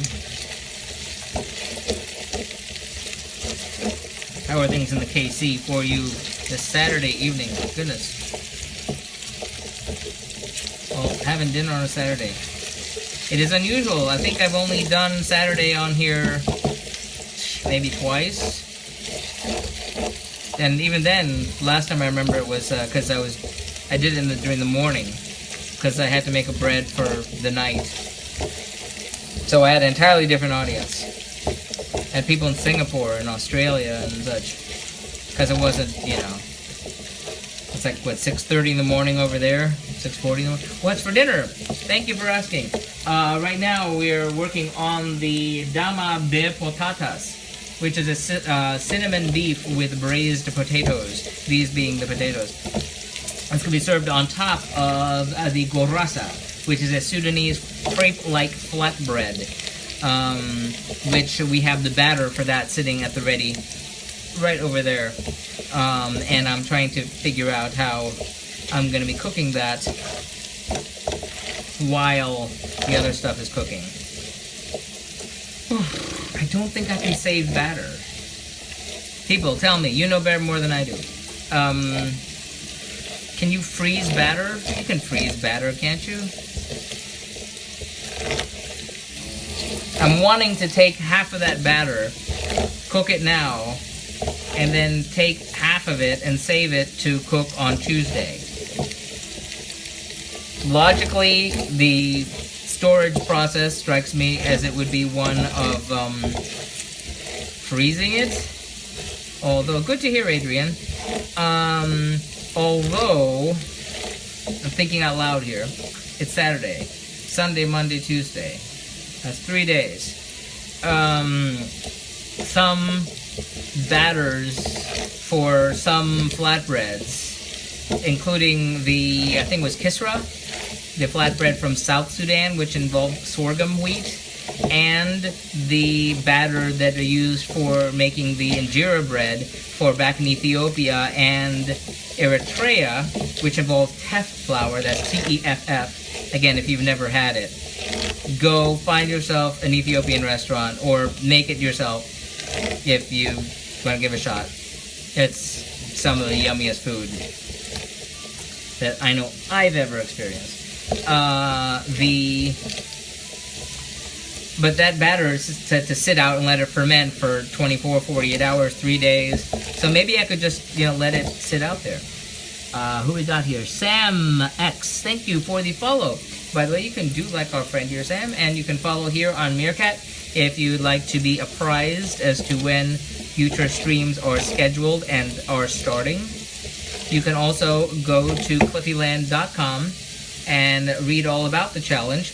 You can see the 143 nations that preceded Sudan here. See pictures, links to the recipes, links to the videos where they are, post Meerkat, which would be, we started with Pakistan, didn't start saving them religiously until well after that. That was nation 131, was it? Now we're 163. Been doing this for a while now. And you can also see trivia information about the countries, links to the original recipes, and kind of how everything went. Good to hear, Sam.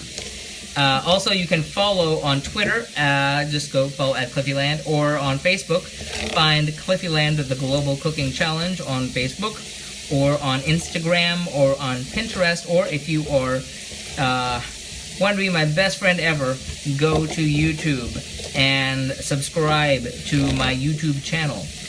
If you want to catch up on any of the more recent videos that you may have missed, or if you go away and come back later and see something you missed, I posted on Catch. I also post on YouTube. And you can kind of skip forward through all the boring parts and get to the parts you really want to see. So, we're looking for gold in here, and I'm trying not to have this burn, but this is on a medium heat. We're getting a little bit crispy-ish, kind of. Okay. I don't think I've ever cooked potatoes in this specific manner. So, not that I recall. I've fried potato pancakes, but not quite like this, and not going into there either. So we're going to find out how that goes. Getting a little bit of browning going on here.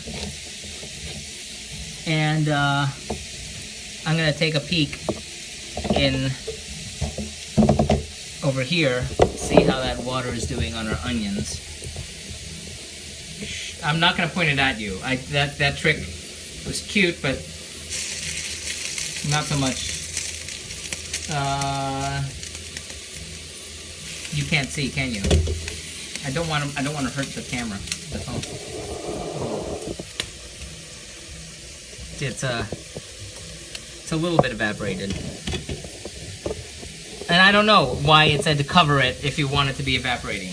That doesn't seem to make a lot of sense, but I follow instructions.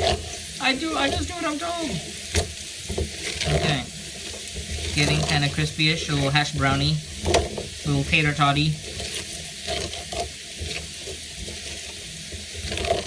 And of course, you're probably going to tell me, and I need to remember, that before it's all done, taste, taste, taste.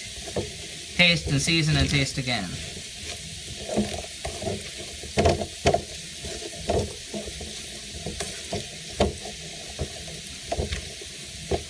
So, getting crispy with the taters. Tater, tater, tater. How many people got going here anyway? Since we're asking. Oh, hey. So it's happening Saturday night in your neck of the woods. Or maybe it's not night. Maybe it's morning. Maybe you're in Singapore.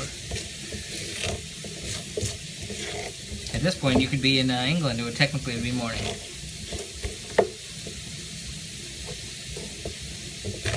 Okay, so it's looking a little goldeny, a little browny. Mostly the bottom of the pan. So I'm just trying to have it not stick. And again, I have an electric stove, which is not, a good chef would not have an electric stove, but I'm not a chef. Didn't even know I'd be using the stove when I bought the place, so. Getting money out of our investment. Getting use out of the investment anyway. Okay, so looks a little goldeny. Let me take a picture, see. Come on, thank you. Khartoum. Khartoum. The capital of Sudan is Khartoum. Okay, methinks that's goldeny enough, I think. So I'm gonna take you out and put you. How's that look to you? Well, gold enough? Okay. So putting you over here. Might as well turn the heat off.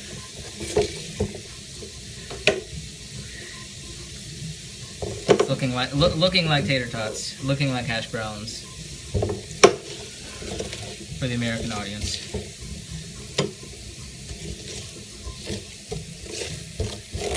For those who do, how's your Christmas shopping doing? If that's something that you do. I'm doing okay with it, though I'm kind of allergic to it. Worked too long in retail. Don't like having to go into it myself. Okay, so whoop-a-doo.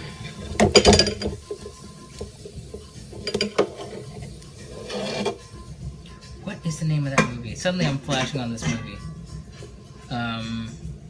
What's the name of that movie?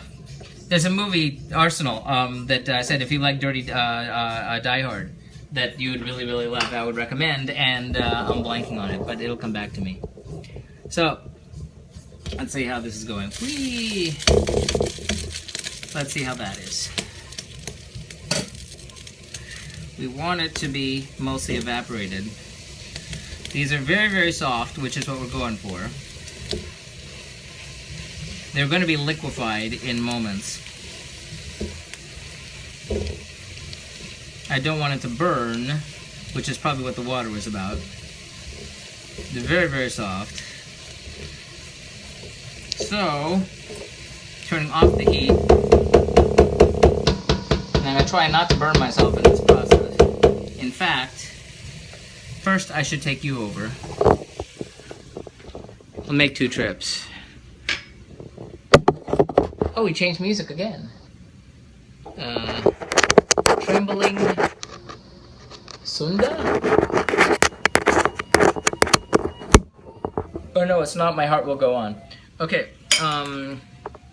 we've got our blender and our onions. Oh, we have right here. And I'm gonna get them from here into there somehow without burning myself, which should be an interesting trick. Okay.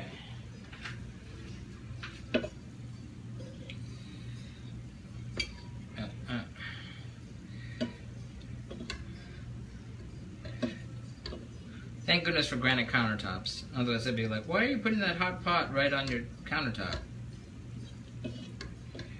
Just have to remember not to put my hand down there afterwards. Which I probably would, knowing me.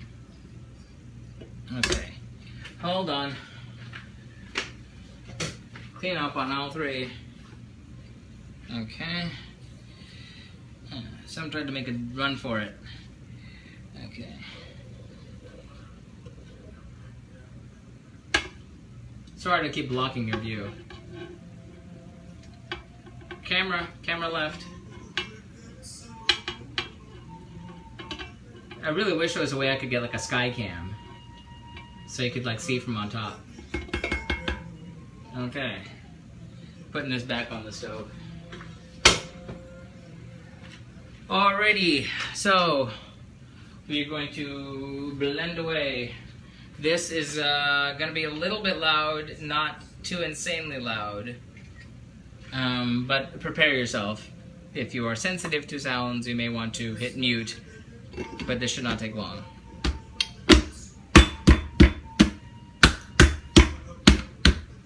On On 3, 2, 1, go.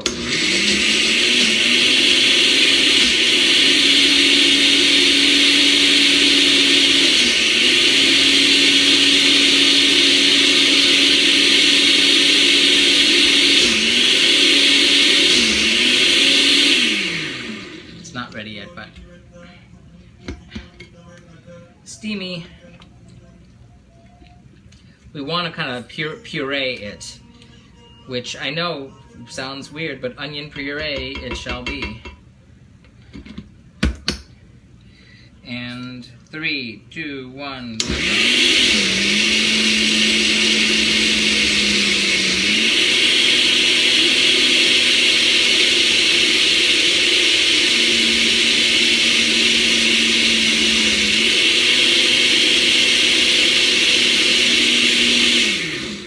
You want an onion puree? You got steamy, and don't stick your face in the steam.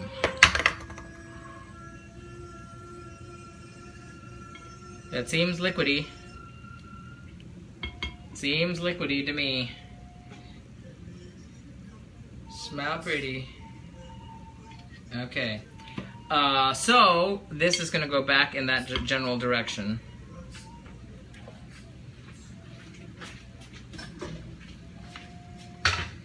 And I'll bring you back too. I need to bring back the rest of y'all too. We have our beef and our diced green bell peppers. And our various spices, which you can't see. Our cardamom, cinnamon, salt, and tomato paste. And our garlic, crushed garlic. And our tomatoes. Or diced tomatoes, lest we forget. In fact, maybe I can bring all y'all at once. How'd you like them apples? Okay. Oh, isn't that pretty? Look at me, I made presentation. Okay, so... Okay. That's what happens. Okay, so now we go back here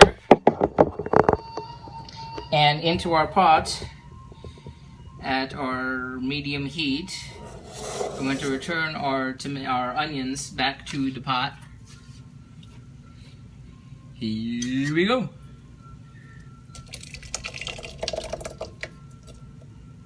Interesting. Kind of a porridgey consistency. All onions. Never did that one before. Okay,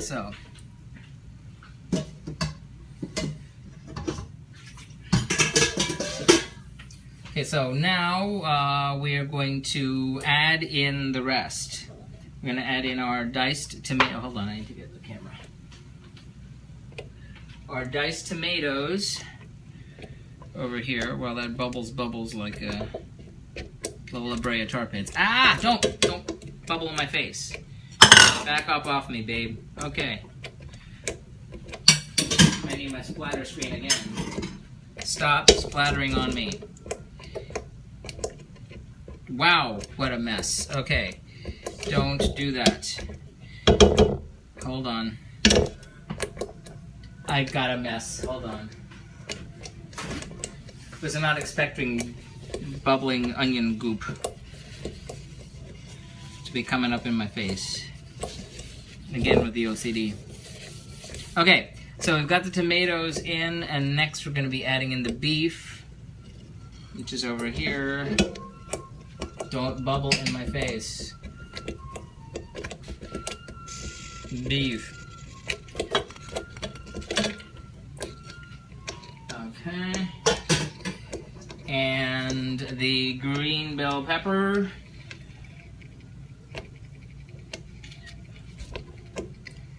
And the what? The salt.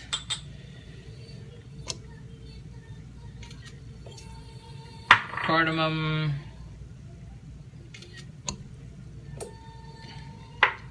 And cinnamon. There's where the cinnamon comes in. And Come on. All the salt. And mixing that up.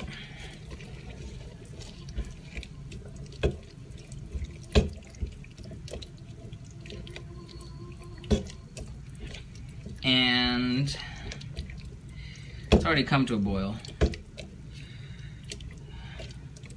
Makes everything nice and pretty. It's taking kind of a, I don't know if you can see, it's taking kind of a pinkish consistency from the tomatoes and the onions. I'm gonna get the cardamom and cinnamon all blended in there too with the salt and such. You know what? Didn't say so, but I'm making the executive decision to add black pepper.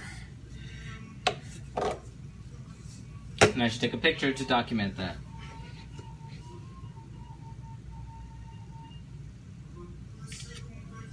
Okay.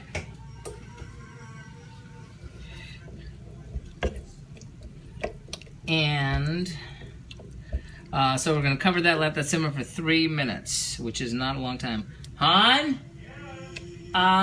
Sensing that dinner might be earlier than one would expect. Okay. I started earlier because I thought, Harrison Ford. Yes, Harrison Ford, excellent actor. Been in a gajillion great movies. He was a carpenter. You see him in early episodes of Love American Style. And he thought he couldn't make it. There's an episode of Love American Style where he's opposite Diane Keaton. Both very young.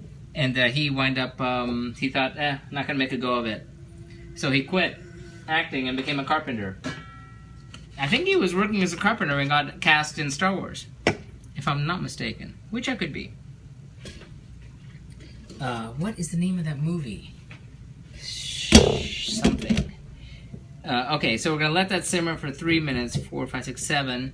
Harrison and plot. And pilot. Oh, yeah, well, him and his planes that keep going down. He's come down, what, 3 times in planes? How can a person survive, like, 3 plane crashes? Be careful, buddy. Don't want to wind up like John Denver there. Okay, someone else who would like to fly little planes and didn't do too well. We have our potatoes over here. Those are coming in a little bit later. So 3 minutes, eh? Oh, I need to get more water ready, so hold on.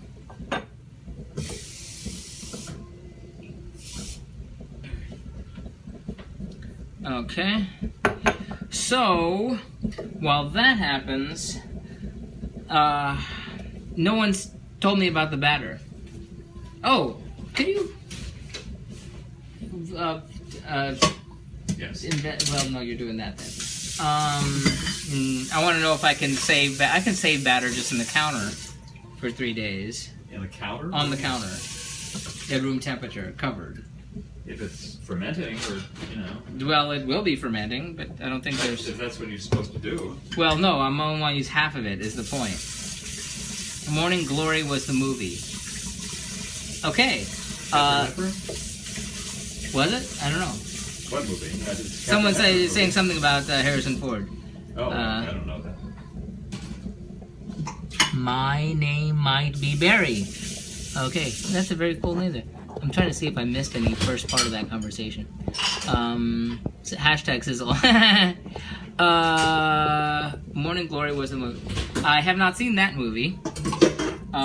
No, there's a movie. Sam Peckinpah? All the people shooting at the end. Bonnie and Clyde? No. Well, yes, that's Bonnie and Clyde, and that's a good movie. The Getaway? No. Maybe it's not Sam Peckinpah. It's 60s. It was like, crazy, insanely violent. But despite, some people dig that. Me, I had to get past that. But it was really good. And I'm blanking on the name of the damn movie. Okay, so... Oh, there's the griddle.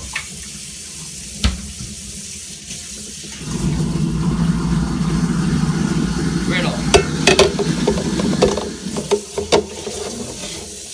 Not the Magnificent Seven. which is great. The Great Escape, also great. I mean, you're talking like, you know, macho action movies.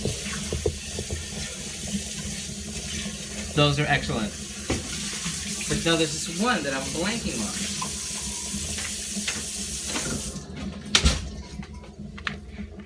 Okay, so where are you? We are in Jupiter, Florida. Jupiter, well, your side is probably over here. Jupiter, Florida, which is about an hour and a half, 2 hours north of Miami, about an hour north of Fort Lauderdale, about half an hour north of West Palm Beach, Florida, in the US of A, in the weird, weird US of A. So, we are spreading out our oil, and I probably should turn on the heat for that. Clean up a little bit of mess here. We're gonna try being the operative word, to make our, was it Gorraasa, the Sudanese flatbread, here on this griddle. Texas. Greetings, Texas. It's a big old place.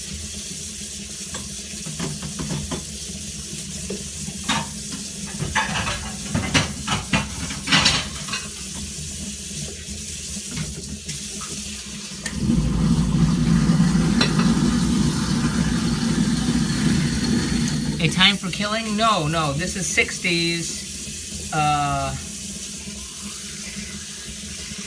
I want to say Sam Peckinpah. Western?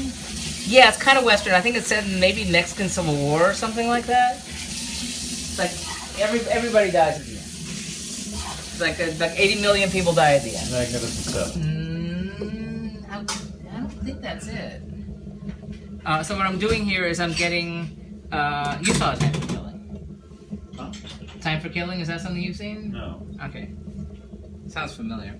I'm getting a plate and covering the plate. Journey to Shiloh? No, no. It's on the AFI list. I'd never heard of it before it was on the list. And then when I read about it, I said, wow, that's so not my deal. It's so not my kind of movie. And it was, well, not my kind of movie, but it was such an excellent movie that I had to say, okay, great, it's a great movie, I accept it's a great movie. So meanwhile, I'm getting the griddle heated up here. I can't stop and look it up. I would stop and look it up if I wasn't in the middle of doing all this. So, I gotta make sure this is hot enough. I always jump the gun on that. Thankfully, on the description on making the bread on this one, unlike the one for South Sudan, the South Sudan one, they had this this technique of kind of making up a boomerang shape and then spreading it out, but I'm going to do it with a ladle.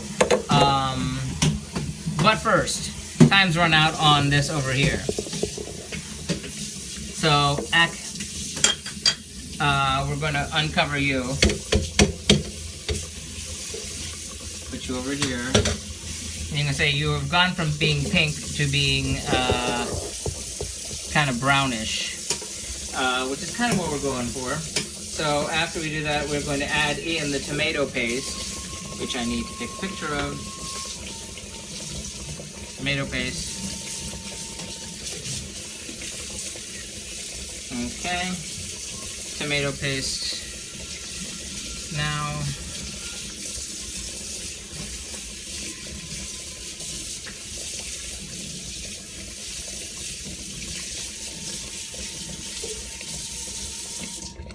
And once we have our tomato paste in,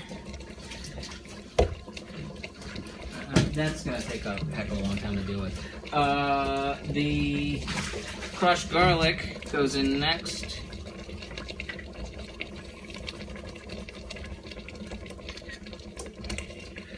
And after the crushed garlic, we are going to add in a cup of water. Am I right? Am I right? Yes, I'm right. I'm gonna add a cup of water.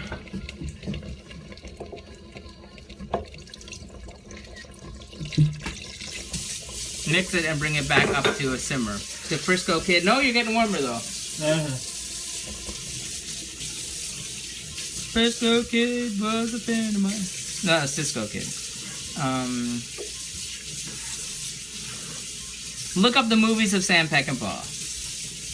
His first big movie, that one. Has to be Sam Peckinpah, because it's the same thing with Bonnie and Clyde, which was an exceptional movie.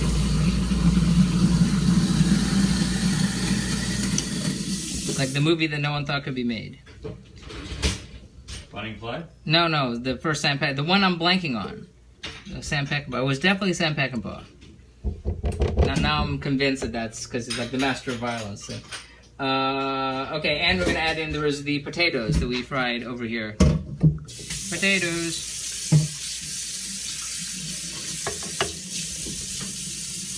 Okay. Wow, you got it. And mixing those in. This is looking good.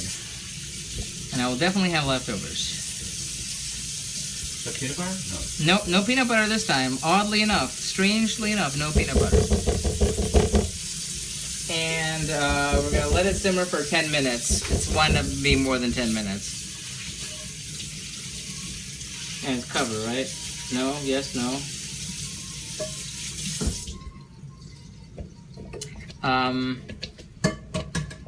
Golly gee, you know what? I'm going to cover it. I'm going to cover it, but I need to turn it down more.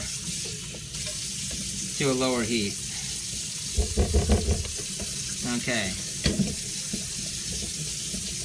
So, technically that should be 10 minutes. Ooh dear, now my oil is smoking up here. I'm going to add more oil. That's starting to, the smoke point too high. Okay. I waited too long. Okay. Turn that down, now it's too hot. I really don't want to screw this up. Okay, and I've done this kind of thing several times now. And I will guarantee you that the first 3, or at least 2, will be something of a disaster. The key here apparently is that they need to be bubbly. The technique on this one is like it is on other ones that I've done. It's supposed to be like a pancake batter, so we're going with drop in the middle and spread it around with a ladle. Spread it around in circular motion with the ladle. Ladle. And it's supposed to be on, keep cooking it for about 3 to 4 minutes. I've turned it down to like a low medium because I don't want it to scorch, which is why I was worried about the oil, which still might be a mistake. Because I want it to be cooked on one side and bubbling, and then cooked all the way through onto the other side. And now it's sliding. I like sliding. Sliding is good. So it's not sticking. Although part of it is decomposed. I probably shouldn't have done that. There's a debate online, I was saying, regarding flipping and not flipping and how and when.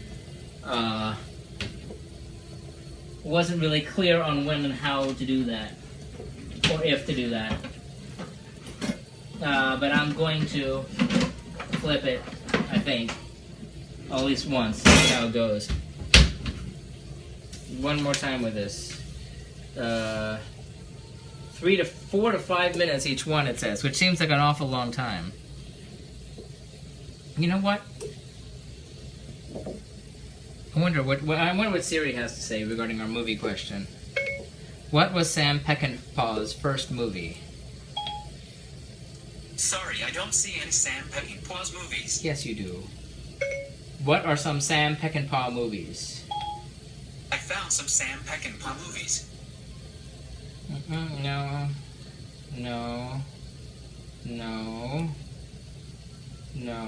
The Wild Bunch. The Wild Bunch, that's the movie. 98% on Rotten Tomatoes. So if you like action, macho, shoot 'em up movies, watch The Wild Bunch. That is just an exceptional movie. Not my kind of movie, but boy, was it an incredible movie. I dig that movie. So this is what it looks like on the other side. And you can't even see, can you? There. I don't, like last time I dealt with batter, you fell into the batter, and I don't want to hurt you. Don't make me hurt you. And also the white balance is an issue. I'm getting no bubbles, which is a problem. Which is a little bit of a problem. It's supposed to be bubbly, but I don't know how that happens without fermenting. But like I said, the first few are always The Wild Bunch. That's the name of that damn movie. That's a damn good movie. I don't know if Arsenal is even still here. When we first started the conversation about movies. 3 to 4 minutes, they said. Which is why I'm thinking of letting it sit. If it's gonna sit, it's gonna sit in a smaller vessel than that bowl over there. But we'll get to you later. Okay. Frisco key. Hey there. It's a hot Saturday night happening here. Cooking the food of Sudan. Family friend was giving me grief. I was saying, I'm cooking Sudan tomorrow. I was like, what? Like as if I was actually cooking people. Okay, the sandhill's dry on... I think I shouldn't have flipped it. See, this is more what I was expecting on one side. Like I said, the first one's always, you know... What's it called? A mulligan? Golf term? Okay, I think that one's as done as it's gonna be. See? Better look there. So I'm gonna put this on the towel, cover it up with a towel, and move on to attempt number 2. Attempt number 2. Okay. Here we go.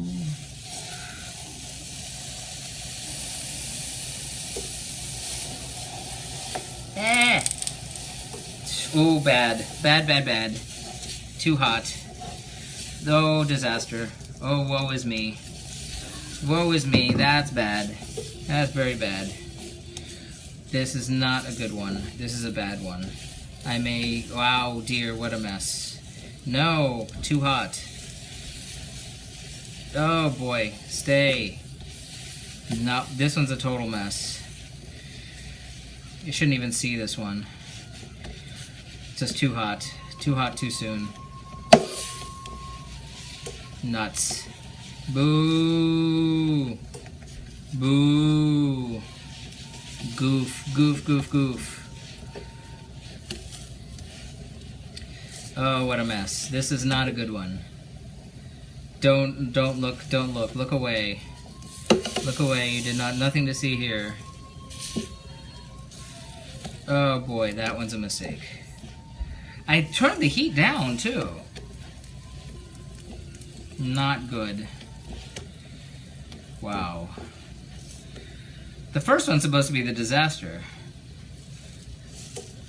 Not the second one. Unless you're talking about movies, and that brings us back to our first topic. The Wild Bunch, huh? The Wild Bunch. Oh my god, that movie was so good. Blood everywhere, but oh, it's so good. Okay. Doobity. Wait, this is going back in here. Let's see how this goes.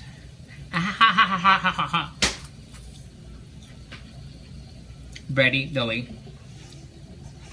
Tastes like what it is.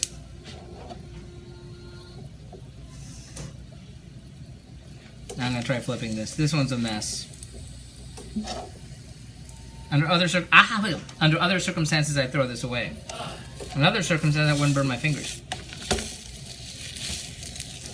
This one did not work out. Wow, you don't even want to flip, do you? Wow. That one was not... Well, it doesn't look so bad on this side. But that's not what it's supposed to look like.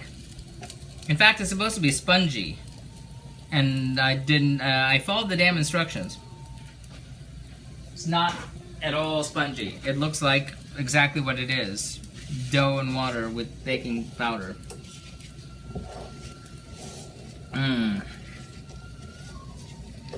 Follow the damn recipe. But no bubbles. I don't know how you get bubbles out fermenting. Try not to burn your hands, Clifford. Here, one piece. It's like a flat dumpling. Salt. Needs salt, is what it needs. Well, that one's a fail. I gotta say how I can remedy this for the next one. Maybe did it get too thick? Is that what happened? Does it need more water? I think it needs more water. I'm thinking it might need more water. I'm putting in a little bit of water.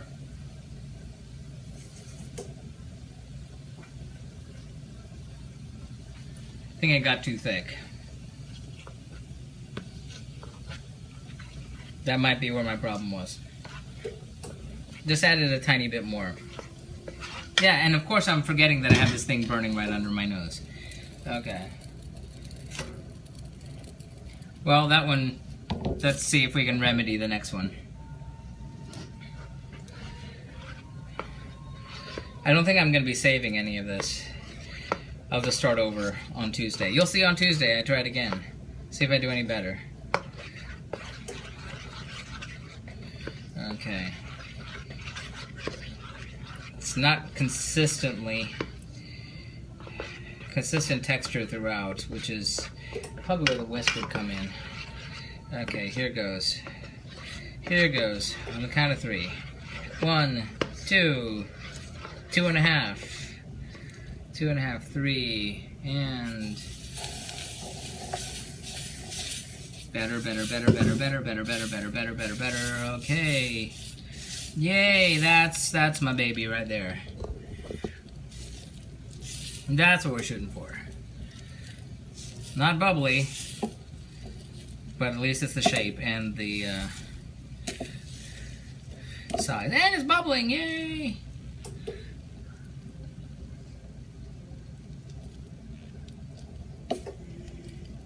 That's what I wanted.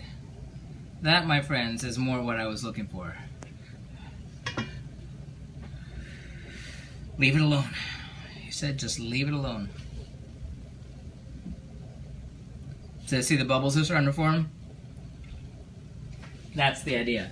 Although it's supposed to be spongy with bubbles throughout, and I don't see how that happens without fermenting. I don't know much, but that's one thing I've personally experienced. Rightly or wrongly. We're waiting for it to get cooked through all the way. And I added... shoot. I should not have put that in there. Maybe I should put more oil in, too. No, it's good. Yeah, don't burn. Don't burn. Now it's burning. I didn't put enough oil in. Fooey, fooey, fooey. Oh, no, don't. No. Come on. You were doing so well, too. Come on. Oh, now it's sticking. Shenanigans. Come on. Oh, fudge. I should have put more oil in. Nuts. It's the curse of the flatbreads. Clifford's curse of screwing up flatbreads continues. Chapter 13. Gorraasa. See previous entries. Oh well. So much for thinking that one went well. Okay. Well, it's not getting flipped. That, well, it's got holes.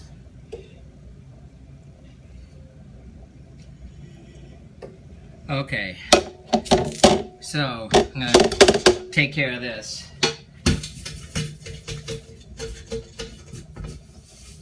I'm gonna go for round 4.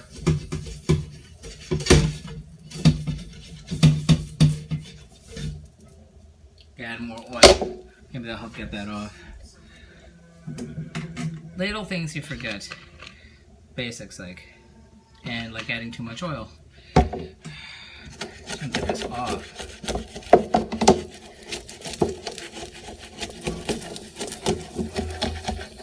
Get out of there.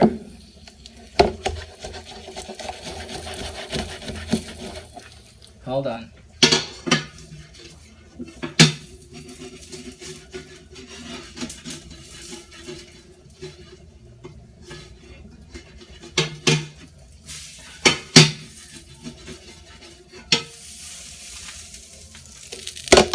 Okay, got some of it off. Everyone point and laugh. Tell your friends about this.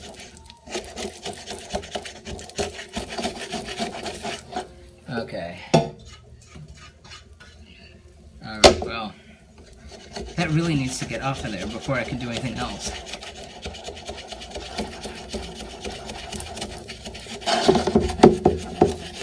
Almost there. Come on, just one last little piece. There, okay, now. Okay.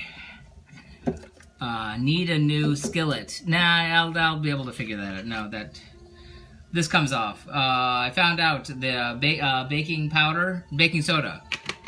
Baking soda gets the non-stick all nice and shiny clean again. You need to put a little elbow grease in, but it'll get off. See how it's coming off there with the oil even?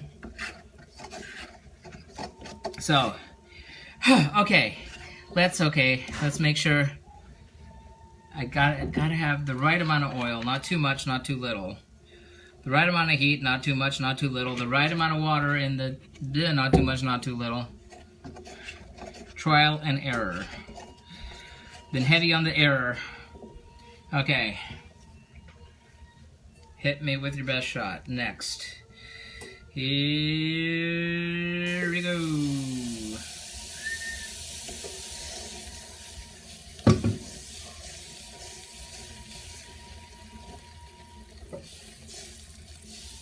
Okay, we got the shape right, we got the temperature.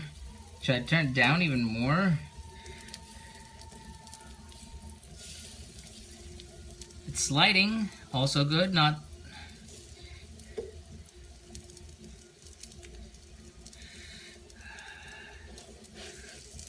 Sliding, good, sliding, good. Good, good, good. Yay.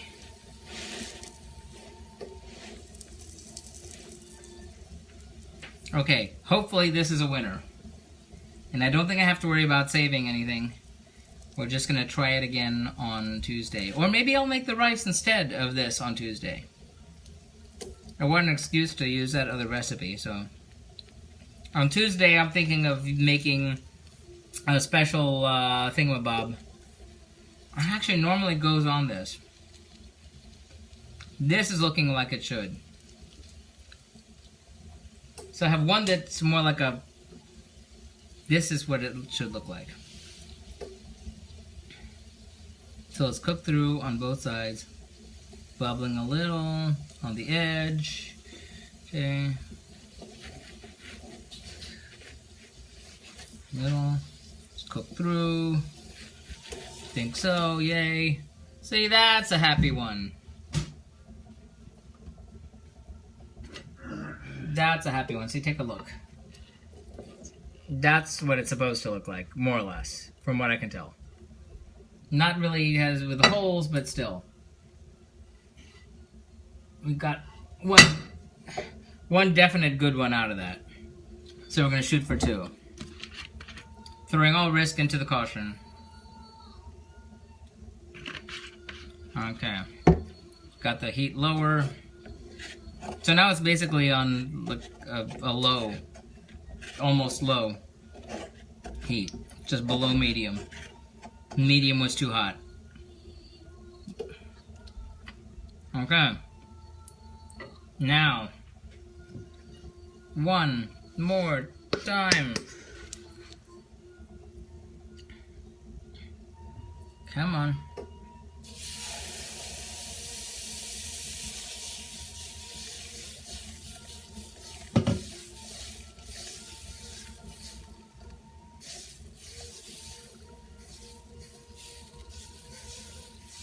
Rolling, rolling, rolling. Get those wings rolling. Speaking of westerns. And we slide. And we slide. And we slide. Yay! Can I do my little Kermit? Yay!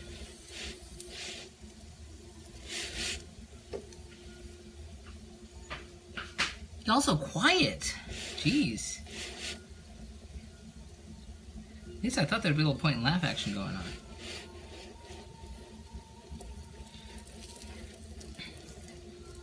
I really shouldn't put that extra one in there just now.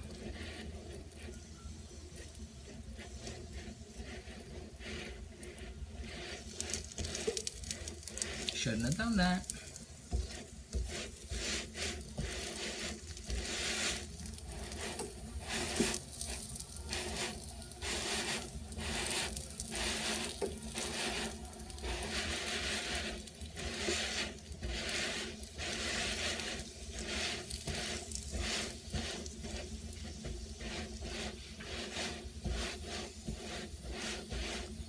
And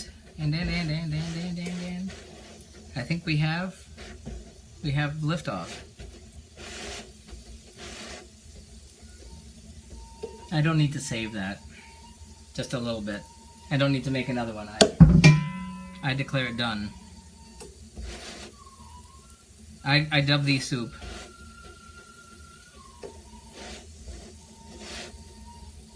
That don't look like soup, that looks like mud. Okay.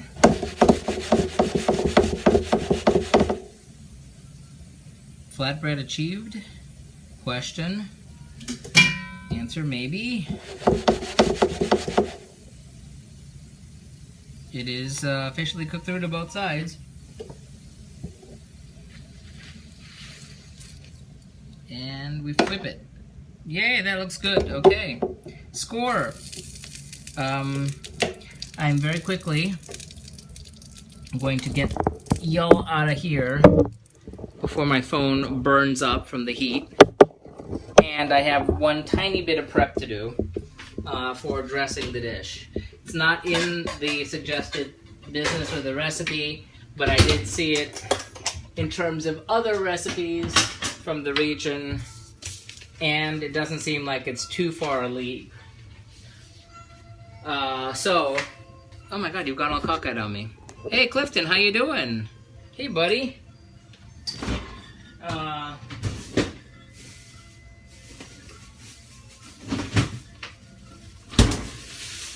Yesterday I was in a room with another Cliff. That was weird. We're like, oh my god, that's never happened before. There's two Cliffs. And I said, well, it happens to me all the time online, but he's a Clifton. So I'm getting a little bit of cilantro. Cilantro? Cilantro. If you see the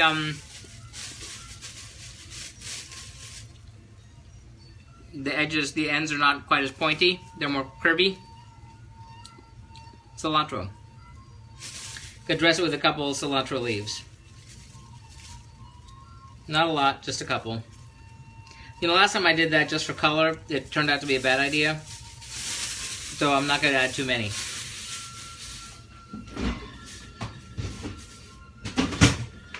And I think we're good to go. Here we go, dinner time!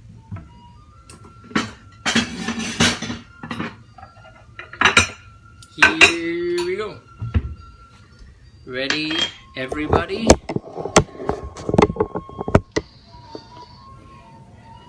Here we go.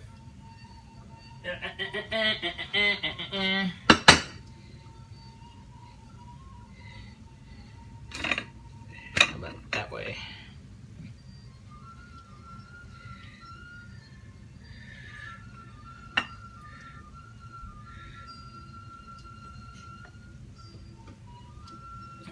Ooh, you know what I didn't do?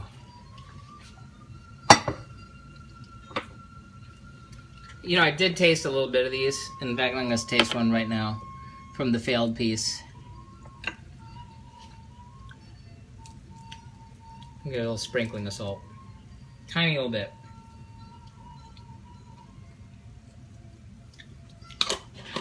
Because it feels like it tasted like it needed it. Speaking of tasting, your good chef here has not done so yet. So I should. Okay, this is going off. Oil goes away. And I need to get something that can safely taste it and not burn my face off.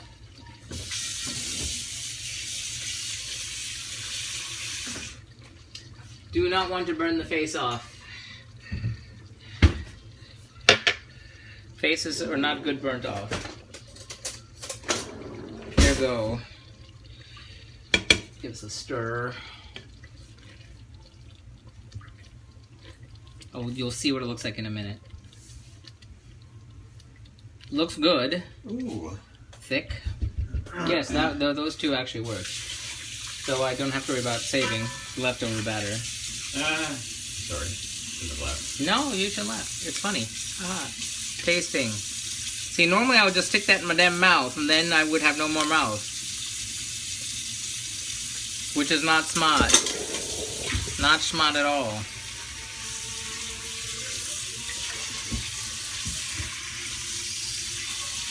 Very hot. How about a smaller piece?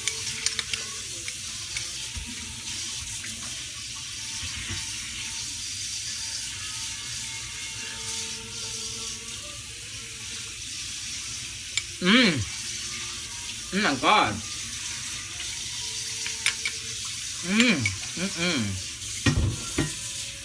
That is very good. The cinnamon and cardamom together, unbeatable combination. Oh, and the tomato paste gives it a nice little acid hit.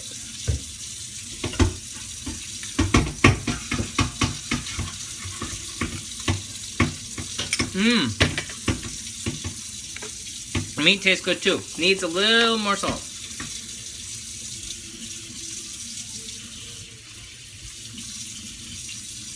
And just a little more. Bring out some of the flavors. See how that goes. This is very good. Here. I will see, look what that still looks like in there. Okay?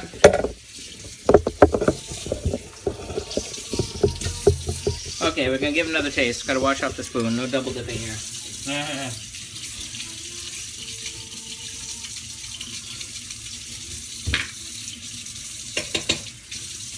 Even though it's still just me. Model good behavior. Okay. Okay, one more. The helicopter flying. Woo! Open up the gate. Here it comes. Open up the hangar. Plane's coming in for a landing.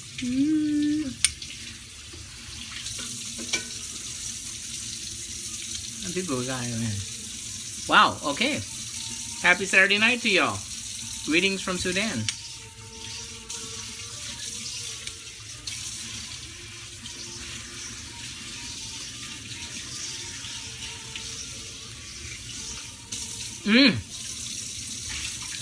Exquisito. Wow, who knew? Get to eating that right away. Don't wait another second for that stuff. That is too good. Would not have imagined.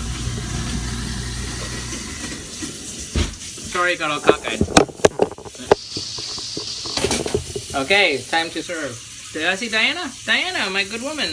Thank you for the restream. Okay, here we go. We have a space issue here. Okay. Hello. Greetings and Santas to you.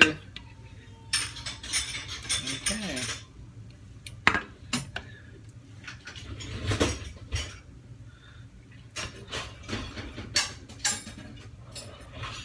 Ooh, yum. And I'm gonna dress that with a little bit of cilantro.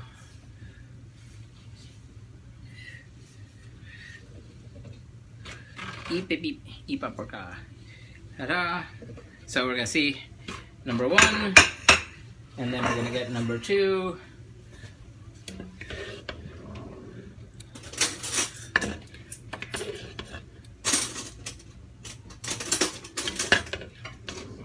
Looks good, yes, and it tastes good too.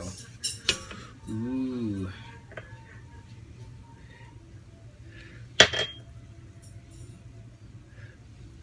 Yay! So now while you sit there and look pretty, I'm gonna take a picture of this one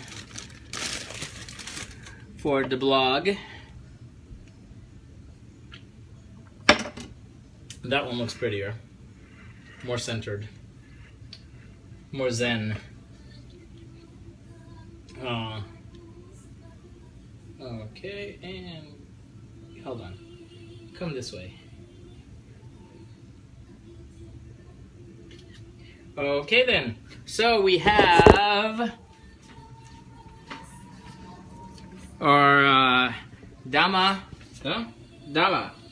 be Potaatas, the cinnamon beef with braised potatoes on top of our Gorraasa, our Sudanese flatbread, number 1, and then over here we have the same thing, number 2. So, ladies and gents, that is night 1 of the food of Sudan. Thank you so much for joining us, and for those who stuck around for the whole time, wow, you were quite troopers. Look for night 2 of 2 on Tuesday night. We're going to be making an interesting salad eaten throughout the Arabic countries, the Levant and the Balkans, as well as an interesting different thing involving an unusual green, which we have not used before. And I think either ×2 on the bread or the rice, or maybe something else, who knows? Still have time. So thank you for joining us. Remember, make sure to follow here on Meerkat. Follow on Twitter at Cliffyland. Go to cliffyland.com every Wednesday for the blog, links to the original recipes, videos, trivia about the country, reviews of how everything went. You can subscribe to our YouTube channel, and you can catch up on anything you might have missed. That's just look for Cliffyland. We're also on Facebook at Cliffyland, the Global Cooking Challenge. You can also find us on Pinterest, on Instagram, and on Tumblr. Tumblr is what our blog is on. Thank you, Clifton. Thank you so much. So until then, I gotta eat. This is gonna be really tasty. So thanks. Catch you next time, and goodbye.